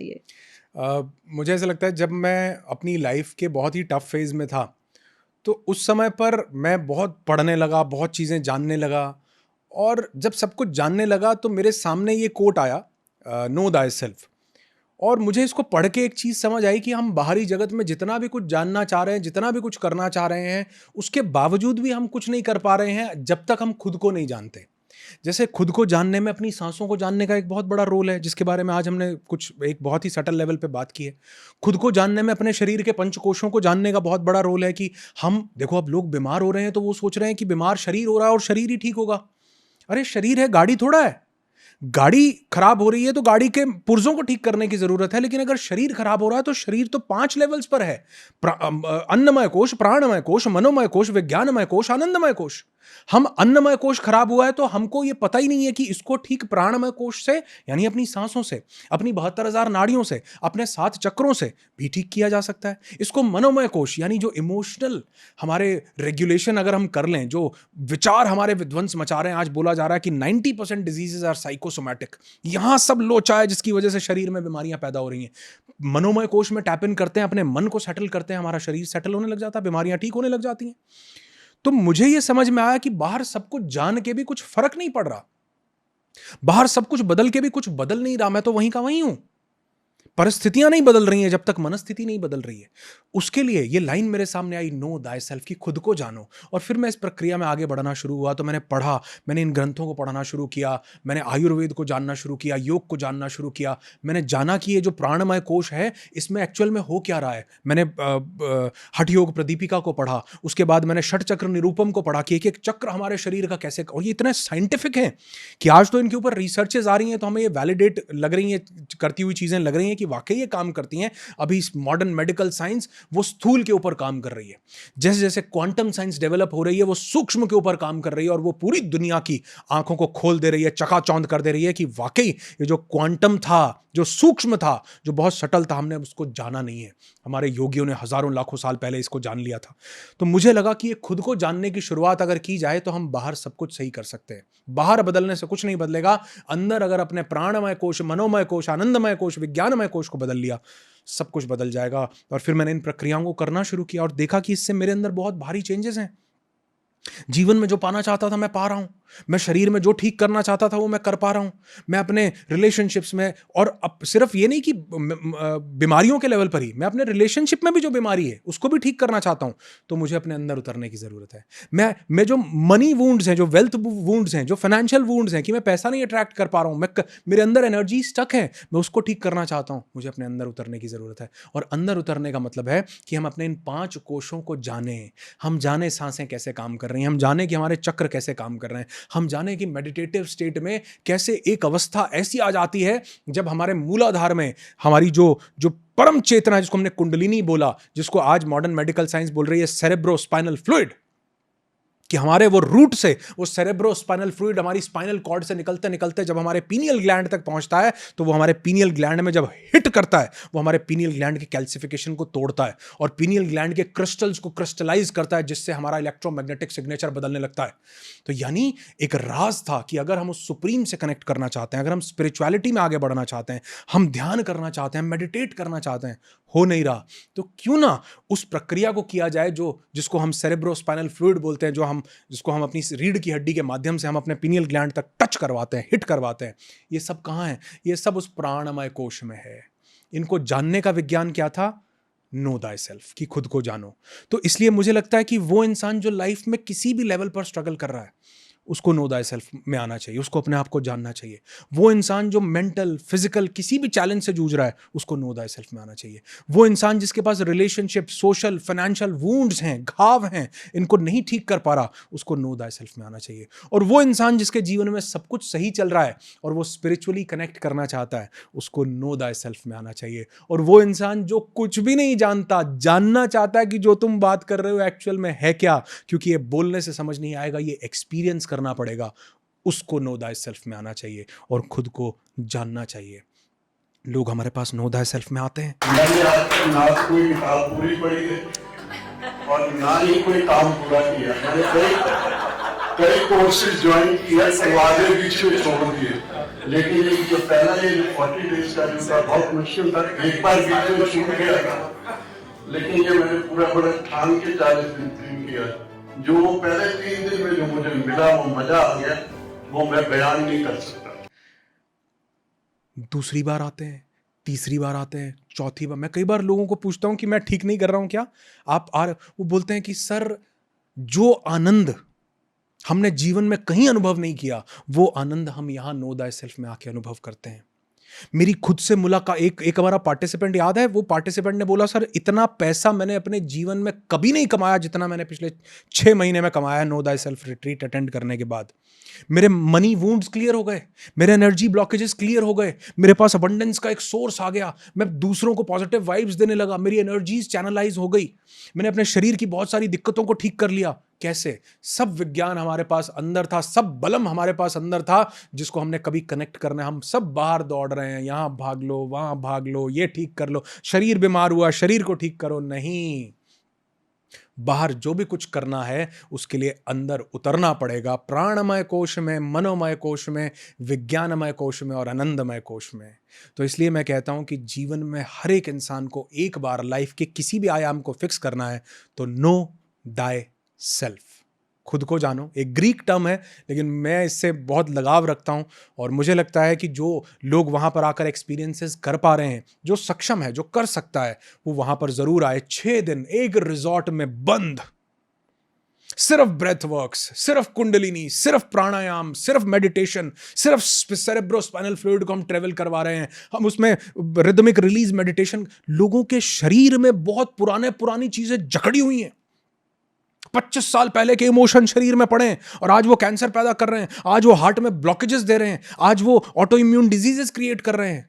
उसको हम रिदमिक रिलीज मेडिटेशन से शेड करते हैं। लोग मतलब चिल्लाते हैं, पागल हो जाते हैं, लोगों के अंदर जो भरा पड़ा गुबार है निकल जाता है और उसके बाद वो ऐसे शांत होते हैं जैसे 5 साल का बच्चा हो। वहां डांस करने लगते हैं, कलर करने लगते हैं, एक दूसरे के साथ गले लगा के मोहब्बत का इजहार करने लगते हैं। हमारी एक एक्टिविटी होती है जिसको हम हीलर रिसीवर एक्टिविटी बोलते हैं। लोग उस एक्टिविटी में बोलते हैं, सर मैंने अपने जीवन में पहली बार ऐसा लव महसूस किया है, ऐसी करुणा महसूस की है, प्यार महसूस किया है, कभी नहीं किया था।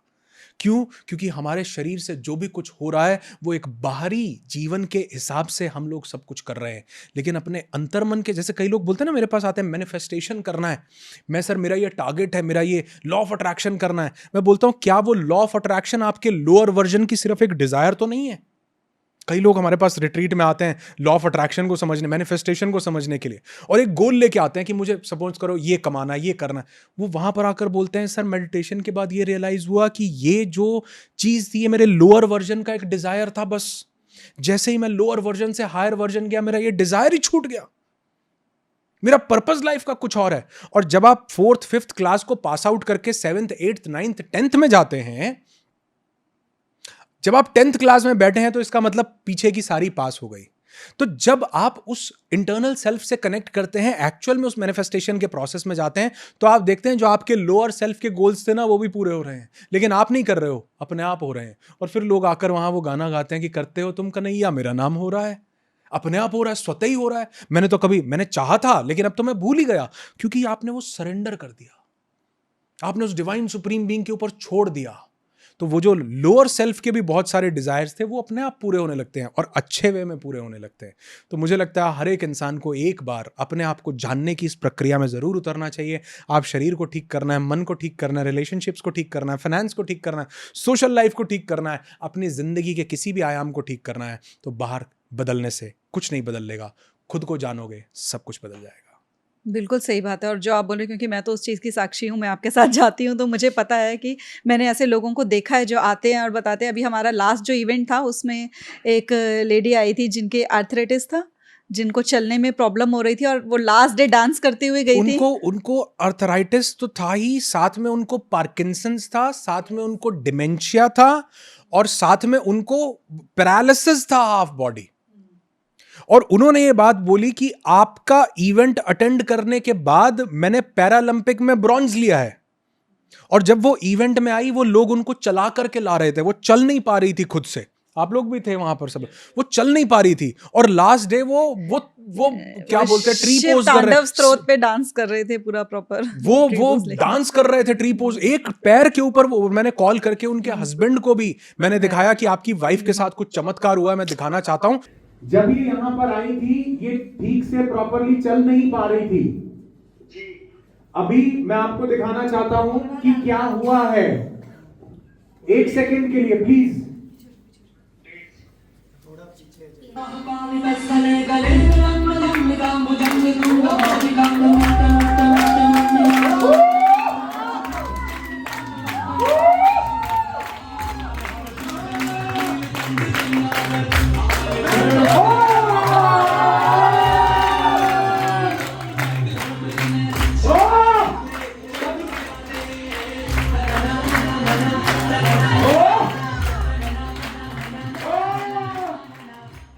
वो उनको हस्बैंड को मैं कॉल करके दिखा रहा था, देखो हुआ क्या है।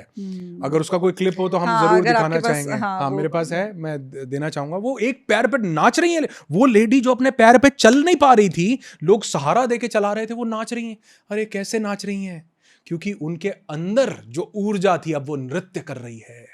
अब ऊर्जा ने सरेंडर कर दिया। अब ऊर्जा उस परम ऊर्जा के साथ कनेक्टेड है, जिसके रास्ते सिर्फ कुछ योगियों तक ही सीमित नहीं थे। उन्होंने कहा आप कहीं से भी आते हो, कुछ भी पहनते हो, कुछ भी नाम है, आप सब इसको कर सकते हो। सिर्फ उस चेतना के साथ कनेक्ट करने की ज़रूरत है।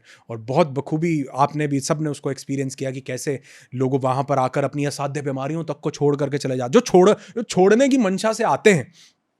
मतलब मेरे पास कई लोग ऐसे भी आते हैं जो बोलते हैं सर मेरे को ये चैलेंज है, आप ठीक कर दोगे क्या? मैं कुछ ठीक नहीं करता हूँ। कुछ लोग ऐसे आते हैं जो बोलते हैं सर अब मैं यहाँ आ गया हूँ, मुझे पता है कि मैं ठीक हो ही जाऊँगा। मैं कहता हूँ हो ही जाओगे। वो जो बिलीफ है, वो जो सरेंडर की प्रक्रिया के साथ जो लोग आते हैं, वो चमत्कार कर जाते हैं भैया। तो वाकई ये तो हम साक्षी हैं, हमने कई पिछले रिट्रीट्स में देखा है कि चमत्कार होते हुए। बिल्कुल। तो एक बात और मेरे मन के में थी, काफ़ी समय से आपसे पूछना चाहती थी, बट ये पॉडकास्ट के थ्रू मुझे मौका मिला है आपसे ये बात पूछने का, कि एक कपल उसमें आया था जिसमें कि जो हस्बैंड कह रहे थे कि मैं अपनी वाइफ को लेकर आया हूँ ज़बरदस्ती साथ में, कि दोनों चलेंगे साथ में, मुझे आना था, मुझे भरोसा था कि मैं हील होकर जाऊँगा। लेकिन जो मेरी वाइफ थी उसको ट्रस्ट भी नहीं था इन चीज़ों पर, और जो उनकी वाइफ थी वो बोल भी रही थी कि मेरे अंदर कुछ ऐसा है ही नहीं जो मुझे सॉल्व करना है, मुझे कुछ हील ही नहीं करना है, मेरी लाइफ में सब कुछ बढ़िया है, हमेशा सब कुछ बढ़िया मिला है। लेकिन वो सेकेंड या थर्ड डे था, उसमें जो आपने ब्रेथ वर्क करवाया, मेडिटेशन हुई, उसके बाद वो बहुत रोई थी, उनकी बॉडी शेक कर रही थी और उनको लग रहा था कि मुझे मालूम नहीं था। तो ये क्या कॉन्सेप्ट है कि आपको जब लग रहा है कि आप सेटिस्फाइड हो लाइफ में, लेकिन फिर भी कुछ ऐसा निकल कर आ रहा होता है? बहुत बढ़िया। अब उनके साथ क्या हुआ मैं थोड़ा सा एक्सप्लेन करना चाहूँगा। वो यही बात बोल रही थी कि मैं तो सब ठीक है, मेरे हस्बैंड मुझे ज़बरदस्ती ले आए और सब बिल्कुल ऐसे ही हुआ था और मैं तो बिल्कुल ठीक हूँ। मैंने कहा बिल्कुल ठीक है। कई चीज़ें हमारे पास सरफेस लेवल पर होती नहीं है। हमारा सिर्फ ये जन्म नहीं है, हम पता नहीं कितने सैकड़ों हज़ारों जन्मों से पास ऑन होके यहाँ पे आ रहे हैं। और बहुत सी एक्टिविटीज़ हमारे साथ बचपन में तब ऐसी हुई जब हम सिर्फ थे ही सबकॉन्शियस माइंड से ऑपरेट कर रहे थे। हमारा लॉजिकल कॉन्शियस माइंड डेवलप ही नहीं हुआ था। उस समय पर जितनी भी एक्टिविटीज हमारे साथ हो रही थी उनको कौन स्टोर कर रहा था? सबकॉन्शियस। लेकिन हम लॉजिक लगाने को तैयार नहीं थे। एक बच्चा है, उसको उसके पेरेंट्स बहुत छोटा है, उसको वो टॉर्चर करते हैं, उसको वो मारते हैं, उसको वो कमरे में बंद कर देते हैं उसको। अब बच्चे के पास लॉजिक लगाने के लिए नहीं है, लेकिन ये सब एक्टिविटीज कहाँ स्टोर हो रही हैं? उसके सबकॉन्शियस में स्टोर हो रही हैं। बड़े होते हैं, सब काम करते हैं, सब लगता है बिल्कुल ठीक है, सब अच्छा चल रहा है, लेकिन कहीं ना कहीं कुछ घाव मानसिक लेवल पर, उस सबकॉन्शियस अनकॉन्शियस स्तर पर हमारे शरीर में स्टक हो जाते हैं, स्टोर हो जाते हैं, जिनका हमें रियलाइजेशन नहीं है। क्योंकि हम अपने पैसा कमा रहे हैं, काम ठीक चल रहा है, रिलेशनशिप तो सब ठीक है, बहुत बढ़िया है, लेकिन वो वुंड्स पता नहीं कब उम्र के किस पड़ाव में निकलकर जो घाव बन के बैठे हैं, वो किसी बीमारी की शक्ल में, वो किसी रिलेशनशिप के ट्रॉमा की शक्ल में, वो किसी झगड़े लड़ाई की शक्ल में वो निकल कर के आते, क्योंकि बैठा तो अंदर ही है, जाएगा कहां? उसके ऊपर हमने परतें और बहुत सारी डाल दी हैं। ये परतें जैसे जैसे हटने लगती हैं वो वापस निकलने लगता है, या फिर उससे रिलेटेड कोई चीज आएगी आपके सामने, वो बाहर निकल आएगा। जिंदगी में सब कुछ सही चल रहा है, पैसे कमा रहे हो, सब हेल्थ वेल्थ सब कुछ है, आपके साथ बचपन में कुछ ट्रॉमा हुआ था, वही ट्रॉमा अगर आप आज देख लोगे वो चीज रिलेट हो जाएगी। आप सब बढ़िया कर रहे थे, लेकिन एंग्जाइटी आ रही है लोगों को। लोग अमीर हैं, पैसे कमा रहे हैं, करोड़ों रुपए कमा रहे हैं, लेकिन नींद की गोली खा रहे हैं, पता नहीं क्यों कर रहे हैं, क्यों एंग्जाइटी है, किस चीज की चिंता है? क्योंकि बचपन में या किसी जन्म में कुछ ऐसा हुआ था जो ट्रॉमा बन के हमारे शरीर के अंदर बैठा हुआ है। हमने उससे रिलेटेड कोई एक चीज देखी, वो ट्रिगर हो गया। लोग आते हैं मेरे पास, हेल्थ एंग्जाइटी है सर, किसी का कैंसर सुनता हूं मुझे लगता है मुझे भी है, किसी का हार्ट अटैक सुनता हूं मुझे लगता है मेरा भी हार्ट अटैक होने ही वाला है, आज शाम को हो जाएगा नहीं तो कल हो जाएगा। किसी की कोई बीमारी सुनता हूं मुझे लगता है मुझे भी है, पर मुझे तो है नहीं, टेस्ट करवाए सब नॉर्मल आ रहा है, मैंने बीपी चेक किया मेरा बीपी बिल्कुल नॉर्मल है, लेकिन दिल ऐसे ऐसे कर रहा है, पंप कर रहा है बड़ा तेज। ये क्या है? किसी कोई जब सब कॉन्शियस लेवल से ऑपरेट कर रहे थे, या किसी जन्म में कुछ ऐसा हुआ कि कोई घटना को बड़े प्रत्यक्ष रूप से आपने देखा है, वो घटना अंदर स्टोर्ड है। आज जब किसी और की देखते हो वो कनेक्ट होकर बाहर निकल आती है। ठीक उसी लेडी के साथ हुआ। जब वो बाहरी आवरण हटा, जब वो लॉजिकल माइंड हटा, जब वो बीटा की स्टेट गई, अल्फा और थीटा और डेल्टा आया, और उसमें जो हम कमांड्स देते हैं कि अब आप ऐसा फील करो, अब आप ऐसा करोगे, अब आप ये सांस शरीर के इस चक्र में लेकर के जाओगे, तो वहां पर जो छुपी हुई चीज है वो बाहर निकलती है। वो लेडी, वो जब हमारी एक्टिविटी शुरू हुई तो वो लेडी ने बोला नहीं मुझे ये नोटपैड और पेन नहीं चाहिए, क्योंकि हम एक प्रोसेस करते हैं उसको बोलते हैं कथारसिस। आपके अंदर जो भी भरा पड़ा है उसको बाहर निकालो। मेरे अंदर कुछ भी नहीं है जी, मेरे को नहीं, मतलब मेरे को नहीं दो। वो लेडी ने वो 15 पन्ने भर दिए। मैं कहा ये क्या कर रहे हो आप?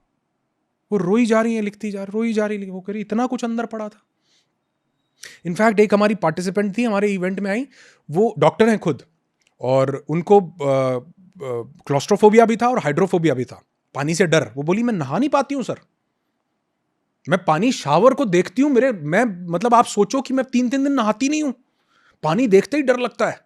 अब ये सोचो आप, अब पानी से क्यों डर लगा? पानी से काहे का डर? कोई मेमोरी ऐसी है जो पानी से डर पैदा कर रही है। वो इवेंट में उन्होंने कुछ जो प्रक्रियाएं हम करते हैं उन प्रक्रियाओं से वो गुजरी। एक वाटरफॉल एक्टिविटी हम लोग करते हैं जिसमें हम लोग मेंटल बर्डन को रिलीज करते हैं। वो एक्टिविटी के बाद इतना फूट फूट कर रही, और वो उस एक्टिविटी के बाद जानते हो क्या बोलती है? ज्यादातर लोग इस पर बिलीव नहीं करेंगे, लेकिन वो लेडी खुद ये बात बोल रही है। वो बोल रही है कि सर मैंने ऐसा देखा कि पिछले जन्म में मुझे कोई पानी में डुबा करके मार रहा है, मेरी डेथ पानी में डूबने से हुई है, मुझे पानी से इसलिए डर लगता है। वो एक्टिविटी से वो चीज जिससे डर लग रहा था वो सामने आई, और हमने उसको प्रत्यक्ष देख लिया कि ये ऐसा हुआ है। और वो दिन है और आज का दिन है उनको पानी से, वो बोली अब मैं स्विमिंग पूल में बढ़िया नहाती हूं, मुझे कोई डर नहीं लगता, क्योंकि वो दबा पड़ा था। तो ठीक उसी लेडी की वो चीज दबी पड़ी, पता नहीं कितनी चीजें दबी पड़ी हैं, और सरफेस लेवल पर हमने अपनी एक आइडेंटिटी बनाकर रखी हुई है, जिस आइडेंटिटी ने सब कुछ ढक करके रख दिया है। हमारे पार्टिसिपेंट्स आते हैं, मैं उनसे पूछता हूं कि अपने बारे में आप अपना इंट्रोडक्शन दोगे, और जब आप इंट्रोडक्शन दोगे तो आप अपना नाम, आपका प्रोफेशन, आपका जेंडर, क्या करते हो, ये नहीं बताओगे। अब दो इंट्रोडक्शन। लोग चुप हो जाते हैं। मेरी पूरी आइडेंटिटी, मैं कौन हूं, मैं क्या हूं, मेरी जात क्या है, मेरी पात क्या है, मेरा धर्म क्या है, मेरा काम क्या है, मेरे पास पैसे कितने, पूरी आइडेंटिटी यही है। क्या हम ये हैं? मेरा काम मैं हूं, मेरा नाम मैं हूं, मुझे यहां दिया गया, मेरी जात पात मैं हूं, मुझे यहां दी गई? नहीं। तो मैं कौन हूं? No thy self. खुद को जानना है। जब जानते हैं, गहरे जाते हैं, तो पता नहीं क्या क्या बाहर निकलता है। पता लगता है कि मैं जिस अमीरी का जो ढोंग कर रहा हूँ, अरे मैं तो यहाँ से भी गुजरा हूँ कि मैंने पता नहीं कहाँ कहाँ से निकाल के खाया है। मैं जिस जात पात का ढोंग कर रहा हूँ, पता नहीं मैंने भी क्या क्या कार्य, मैं भी कहाँ ये तो आज सोसाइटी समाज की दी हुई चीज़ें हैं। जब हम खुद को जानते हैं तो ये सब आवरण हट जाते हैं, हम अपनी आइडेंटिटी को छोड़ के उस ट्रू सेल्फ से मिलते हैं, जिसको हम लोगों ने चेतना बोला, कॉन्शियसनेस बोला। और एक स्थिति ऐसी आती है जब चेतना चैतन्य से जुड़ जाती है, हम उस चैतन्य के साथ कनेक्ट हो जाते हैं। कुछ व्याधि बचती नहीं, कोई टेंशन बचती नहीं, कोई जिंदगी में परेशानी बचती नहीं। मैंने जान लिया, गौतम बुद्ध ने कहा ना, देखने वाला देख लिया गया। जो लोग देखने वाले को देख लेते हैं वो पार निकल जाते हैं उससे। इसीलिए लोग दोबारा आते हैं, इसीलिए तिबारा आते हैं, इसलिए 4 बार आते हैं, 5। वो कहते हैं जो सुकून यहाँ मिल रहा है वो सुकून कहीं करोड़ों रुपए खर्च के भी नहीं मिल रहा था। No thy self. तो वो जो दबी पड़ी चीजें हैं उनको निकालना भी एक विज्ञान था, मनोमय कोश में टैप इन करना, जो हम प्रयास कर, मतलब मैं भी अभी इसके बारे में उतना नहीं जानता हूं, लेकिन थोड़ी बहुत जो कोशिश कर रहे हैं वो लोगों के जीवन में बहुत खूबसूरत बदलाव ला रही है नो दाई सेल्फ में। बिल्कुल, बहुत ही खूबसूरत बदलाव लेकर आ रही है and more power to you. Thank you so much and more power to you as well, क्योंकि हम साथ में उसको कर रहे हैं। बाकी अगर आप लोगों को डिटेल्स चाहिए नो दाई सेल्फ की, आप वहाँ आकर मिलना चाहते हैं और लाइव सर से सीखना चाहते हैं कि कैसे आप नो दाई सेल्फ खुद को जानेंगे और अपनी लाइफ में आने वाले जितने भी चैलेंजेस हैं या जितने भी इश्यूज हैं और खुद को जानने का वो जो प्रोसेस है उसको सीखना चाहते हैं, तो आपको जो भी डिटेल्स हैं वो नीचे डिस्क्रिप्शन में दिए हुए लिंक में और पिन कमेंट में भी जो लिंक है वहाँ पर मिल जाएंगी। आपको वहाँ से जितने भी फर्दर फ्यूचर में नो दाई सेल्फ हमारे होने वाले हैं उसकी सारी डिटेल्स वहाँ से मिलेगी। तो जैसे कि हमने बात करी थी, शुरुआत से हमने इसको सांसों के विज्ञान के ऊपर करा है, तो हम एक बार फिर से वापस उस पे आते हैं और मैं आपसे ये जानना चाहती हूँ कि आप बात कर रहे थे जब हम, तो उसमें आपने एक बात बोला कि हम रात को सोते हुए भी बीटा की स्टेट में ही सोकर चले जाते हैं। तो रात को सोने से पहले हमने अपने वो बीटा की स्टेट को कैसे शांत करना है ताकि हमें वो जो डीप स्लीप है जिसके की बेनिफिट्स होते हैं वाकई में, वो जो रेस्ट एंड डाइजेस्ट वाला जो मोड होता है, जो हीलिंग वाला मोड होता है, उसको हम एक्टिवेट करें। बहुत अच्छा सवाल है। मुझे लगता है कि अगर हम ये चीज़ समझ जाएं तो हमारी नींद सिर्फ नींद नहीं रहेगी, बल्कि हमारी नींद एक हीलिंग बन जाएगी हमारे शरीर को हील करने के लिए। तो इसके 3 अलग अलग स्टेजेस होंगे जिसमें हमको ये करना है। सबसे पहला तो अगर हम चाहते हैं कि हम रात को सोने से पहले हाई बीटा में न सोएं, अल्फा में सोएं, तो उसके लिए हमको योग निद्रा करने की जरूरत है। योग निद्रा अपने शरीर को काम करने का, अपने शरीर को, अपने नींद को लाने के लिए एक योग करना है कि हम अपने शरीर को धीरे धीरे काम करना शुरू करते हैं। हम अपना ध्यान अपने पाँव के पंजों पर लेकर के जाते हैं, एक एक उंगली पर लेकर के जाते हैं, वहां से ऊपर। तो जिस भी जगह पर हम लेकर के जाते हैं उसको हम शांत करते हैं, काम करते हैं, धीरे धीरे हम ऊपर की तरफ बढ़ते हैं। अब मेरे पैरों के टखने शांत हो रहे हैं, अब मेरे पाँव के पिंडलियां शांत हो रही हैं, मेरे घुटने शांत हो रहे हैं। हम ऐसा देखते हैं, शरीर दिन भर से ये माने हुए था हमारी सांसों के तेज तेज चलने के कारण, छोटी सांसों के कारण, कि तुम फियर में हो, तुम फाइट एंड फ्लाइट में हो। और जब हम ये योग निद्रा करते हैं तो हमारी सांसें गहरे उपस्थ में स्थापित हो जाती हैं। हमारी सांसें हमारे उदर से, हमारे पेट से, हमारी नाभि से आने लगती हैं। और आप देखोगे एक छोटा बच्चा जब सोता है तो वो अपनी पेट से सांस ले रहा होता है, वो बिल्कुल रिलैक्स्ड स्टेट में सोता है, क्योंकि उसके पास लॉजिक नहीं है लगाने के लिए कि मैं परेशान हूं या नहीं हूं। उसका पेट फूलेगा, पेट नीचे, पेट फूलेगा, पेट नीचे। वैसे ही जब आप योग निद्रा करते हैं, आपकी सांसें उपस्थ में स्थापित हो जाती हैं, अपने शरीर को पूरा रिलैक्स और काम किया, और अब आपकी सांसों ने आपको अल्फा मोड में ट्रिगर कर दिया। दूसरा, इससे आपने अपने शरीर को सिग्नल दिया कि मैं फाइट एंड फ्लाइट में नहीं हूं, मैं स्ट्रेस में नहीं हूं, मैं एजिटेशन में हूं, बल्कि मेरा पूरा शरीर तो काम है, मैं तो शांत हूं। ऑल इज वेल चाचू, ऑल इज। आपने अपने पूरे शरीर को ऑल इज वेल का सिग्नल दिया, और सोने से पहले आपकी ब्रेथ जो है वो अल्फा के मोड को ट्रिगर कर देती है।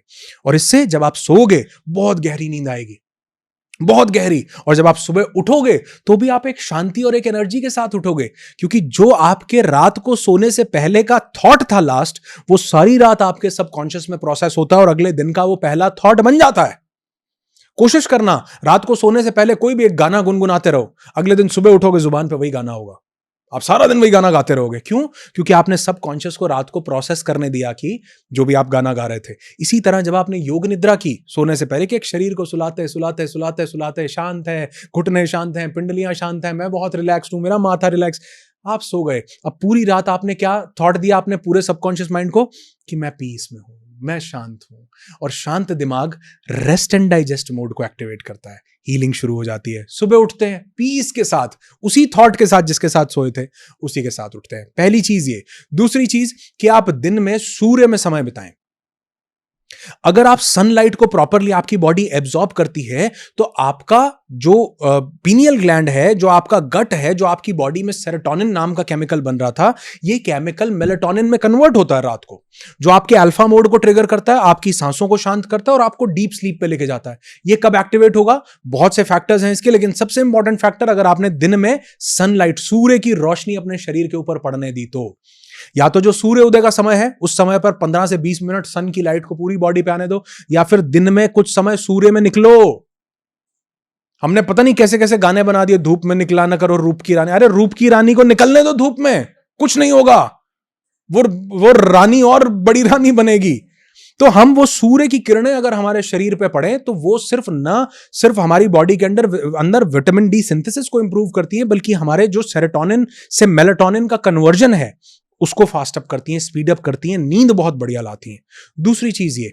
तीसरी चीज, अगर हम दिन में ब्रेथ वर्क करते हैं आधे घंटे के लिए, आपने प्राणायाम किया, आपने नाड़ी शोधन किया, तो इससे आपने क्या किया? आपने अपने शरीर को ट्रेन किया कि जब मैं रिलैक्स होता हूं, मैं काम होता हूं, तो मेरी सांसें गहरी होती हैं, मैं अपनी सांसों को आयाम दे पाता हूं, प्राणों को आयाम देता हूं। इसने आपकी पूरी बॉडी को एक सिग्नल दिया कि सारा दिन मेरी सांसें सिर्फ ऊपर ऊपर से शैलो नहीं चल रही हैं, मेरी सांसें सिर्फ चेस्ट से नहीं चल रही हैं, मैं तो पीस के मोड में भी जाता हूं, मैं रिलैक्स्ड भी हूं। तो इसको बॉडी मेमोराइज करती है। और जैसे आप अभी जब हम बैठे हैं, आप रिलैक्स्ड स्टेट में हैं, तो आपकी सांसें बिल्कुल काम चल रही होंगी, कोई थॉट नहीं, कोई विचार नहीं, चिंता नहीं, तनाव नहीं, कोई एंग्जाइटी नहीं। तो सांसें कैसी हैं? काम है, शरीर बिल्कुल शिथिल है। वैसे ही प्राणायाम जब आपने किया, आपने अपने शरीर को बिल्कुल काम किया। रात को जब आप लेटते हैं, शरीर को वही मेमोरी एंकर होती है कि शरीर बिल्कुल काम है, तो वो सांसें कैसी चलाने लगता है? वैसी ही जैसी दिन में प्राणायाम के समय चल रही थी, गहरी थी, लंबी थी, उसके बाद रिलैक्स्ड थे। जैसे आपने कोई अप्रिय घटना देखी, कोई बुरी चीज देखी, जब भी आप दोबारा देखोगे ना, आपको सारी मेमोरीज वही ट्रिगर हो जाएंगी जो आपने पहली बार देखी थी। आपकी सांस एकदम से, कई लोग बोलते हैं ना, वो सांस तेज हो गई, पहले पर मुझे भी डर लग रहा है, इनको लड़ता हुआ देख के मुझे भी ऐसे हो रहा है। वो क्यों हो रहा है? आपके साथ तो कुछ हो ही नहीं रहा, आपकी कोई मेमोरी ट्रिगर हो गई है। तो जब दिन में आपने प्राणायाम किया, आपने अपनी बॉडी को ट्रेन किया, ऑल इज वेल चाचू, मैं पीस में हूं, मैं रिलैक्स में हूं, कोई फियर नहीं, कोई एंग्जाइटी नहीं। रात को सोते हुए ये चीज आपकी मेमोरी से निकल के आती है। जब वो बॉडी को रिलैक्स्ड देखती है तो वो देखती है ऑल इज वेल चाचू, वो गहरी नींद देती है, अच्छे से आपकी बॉडी डीप स्लीप में जाती है। और शरीर जब डीप स्लीप में जाता है तब वो हील करता है। आपके शरीर की एक एक कोशिका नई होती है, रिवाइव होती है, आपकी बॉडी इम्यूनोग्लोबिन ए रिलीज करती है, नेचुरल किलर सेल्स की संख्या बढ़ जाती है, टी सेल्स, टी लिम्फोसाइट जो कैंसर को खा जाते हैं उनकी संख्या बढ़ जाती है। अगर आप डीप स्लीप में जाते हो, डीप हीलिंग होती है बॉडी की। और ये तीनों चीजें अगर आप फॉलो करते हो, अमेजिंग हील कर सकते हो सोने से पहले आप अपने शरीर को। जी, बहुत अच्छे से आपने कवर किया इस टॉपिक को, साइंस को, हमारी ब्रेथ की, और इतनी डिटेल में समझाया और इतने इजी तरीके से आपने समझाया है कि सारी ऑडियंस को बहुत बेनिफिट हुआ होगा और सब लोग आज से ही अपनी सांसों के ऊपर तो ध्यान देना शुरू कर देंगे। मुझे लगता है कि जो ये पॉडकास्ट सुन रहे हैं ना, उनकी अपने आप ही ब्रेथ स्लो हो गई होगी और वो बेली ब्रीदिंग कर रहे होंगे। इतने अच्छे से आपने मतलब जो उसकी इंपॉर्टेंस है उसको क्लियर किया है। So thank you so much एक बार फिर से अपना कीमती समय निकालने के लिए और इतनी सारी वैल्यूएबल विजडम हमारे साथ शेयर करने के लिए। बहुत बहुत शुक्रिया, thank you so much for having me here, मुझे यहाँ बुलाने के। और मुझे लगता है कि मेरे ये जो चीज़ें मैंने अभी शेयर की यहाँ पर, अगर इससे कोई एक इंसान भी दिन में वो 23,000 सांसों में से 23 सांसें भी कॉन्शियसली लेना शुरू कर दे, डीप लेना शुरू कर दे, बॉक्स ब्रीदिंग करनी शुरू कर दे, लिम्फेटिक ड्रेनेज करनी शुरू कर दे, साथ ही वो कुंभक का प्रयास करना शुरू कर दे, तो मुझे लगता है कि ये पॉडकास्ट उसके जीवन के लिए वरदान बन जाएगा अगर वाकई वो इस चीज़ को अपनाए। और मैं चाहता हूँ कि जितने भी लोग ये पॉडकास्ट को सुन रहे थे वो मुझे कॉमेंट करके भी ज़रूर बताएं, क्योंकि मैं भी कॉमेंट पढ़ने वाला हूँ कि क्या वाकई ही आज इनमें से कुछ चीज़ों को आप अपने जीवन में उतारने वाले हो या नहीं। और अगर लोगों ने ऐसा किया तो अमेजिंग रिजल्ट्स उनको यहाँ पर मिलेंगे। उसके कमेंट्स भी इस पॉडकास्ट पे जब हमें मिलेंगे तो सोचो कि लोगों के जीवन में कितना बदलाव आएगा। तो ये पॉडकास्ट नहीं था, लोगों के जीवन के लिए एक बहुत बड़ा वरदान था। Thank you so much for having me here, ताकि मैं ये चीज़ें आपके साथ शेयर कर पाया और लोगों को इससे कुछ इंसाइट्स मिले। Thank you so much. Thank you.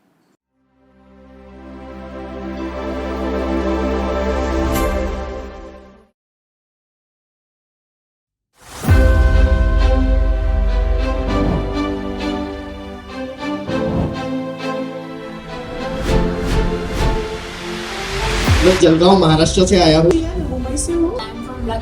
मैं नासिक से हूँ। रांची से आई हूँ। जयपुर राजस्थान से हूँ। मैं वाराणसी से हूँ। मैं बिहार से हूँ। मैं एमपी से हूँ। मैं अहमदाबाद गुजरात से हूँ।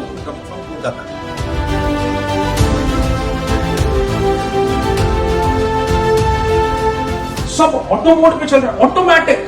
मैं हूं ही नहीं, इतना रोबोटिक सिस्टम है। अगर मेरी उम्र 40 साल 50 साल है, जिंदगी जीने वाले दिन निकालूं तो 5 दिन नहीं मिलेंगे साहब।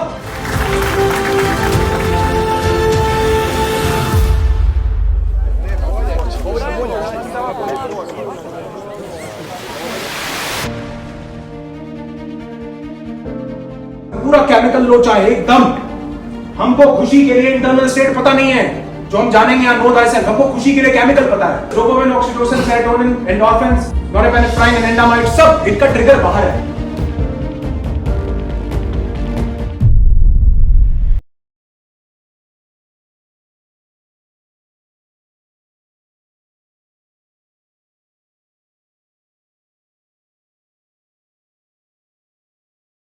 ਪਾਸੇ 89 ਵਿੱਚ ਦੀਵੇ ਜਗਦੇ ਰਹੇ, ਇਹ ਦੁਨੀਆ ਲੱਭਦੀ ਉਹਨਾਂ ਨੂੰ ਜਿਹੜੇ ਖੁਦ ਨੂੰ ਲੱਭਦੇ ਰਹੇ।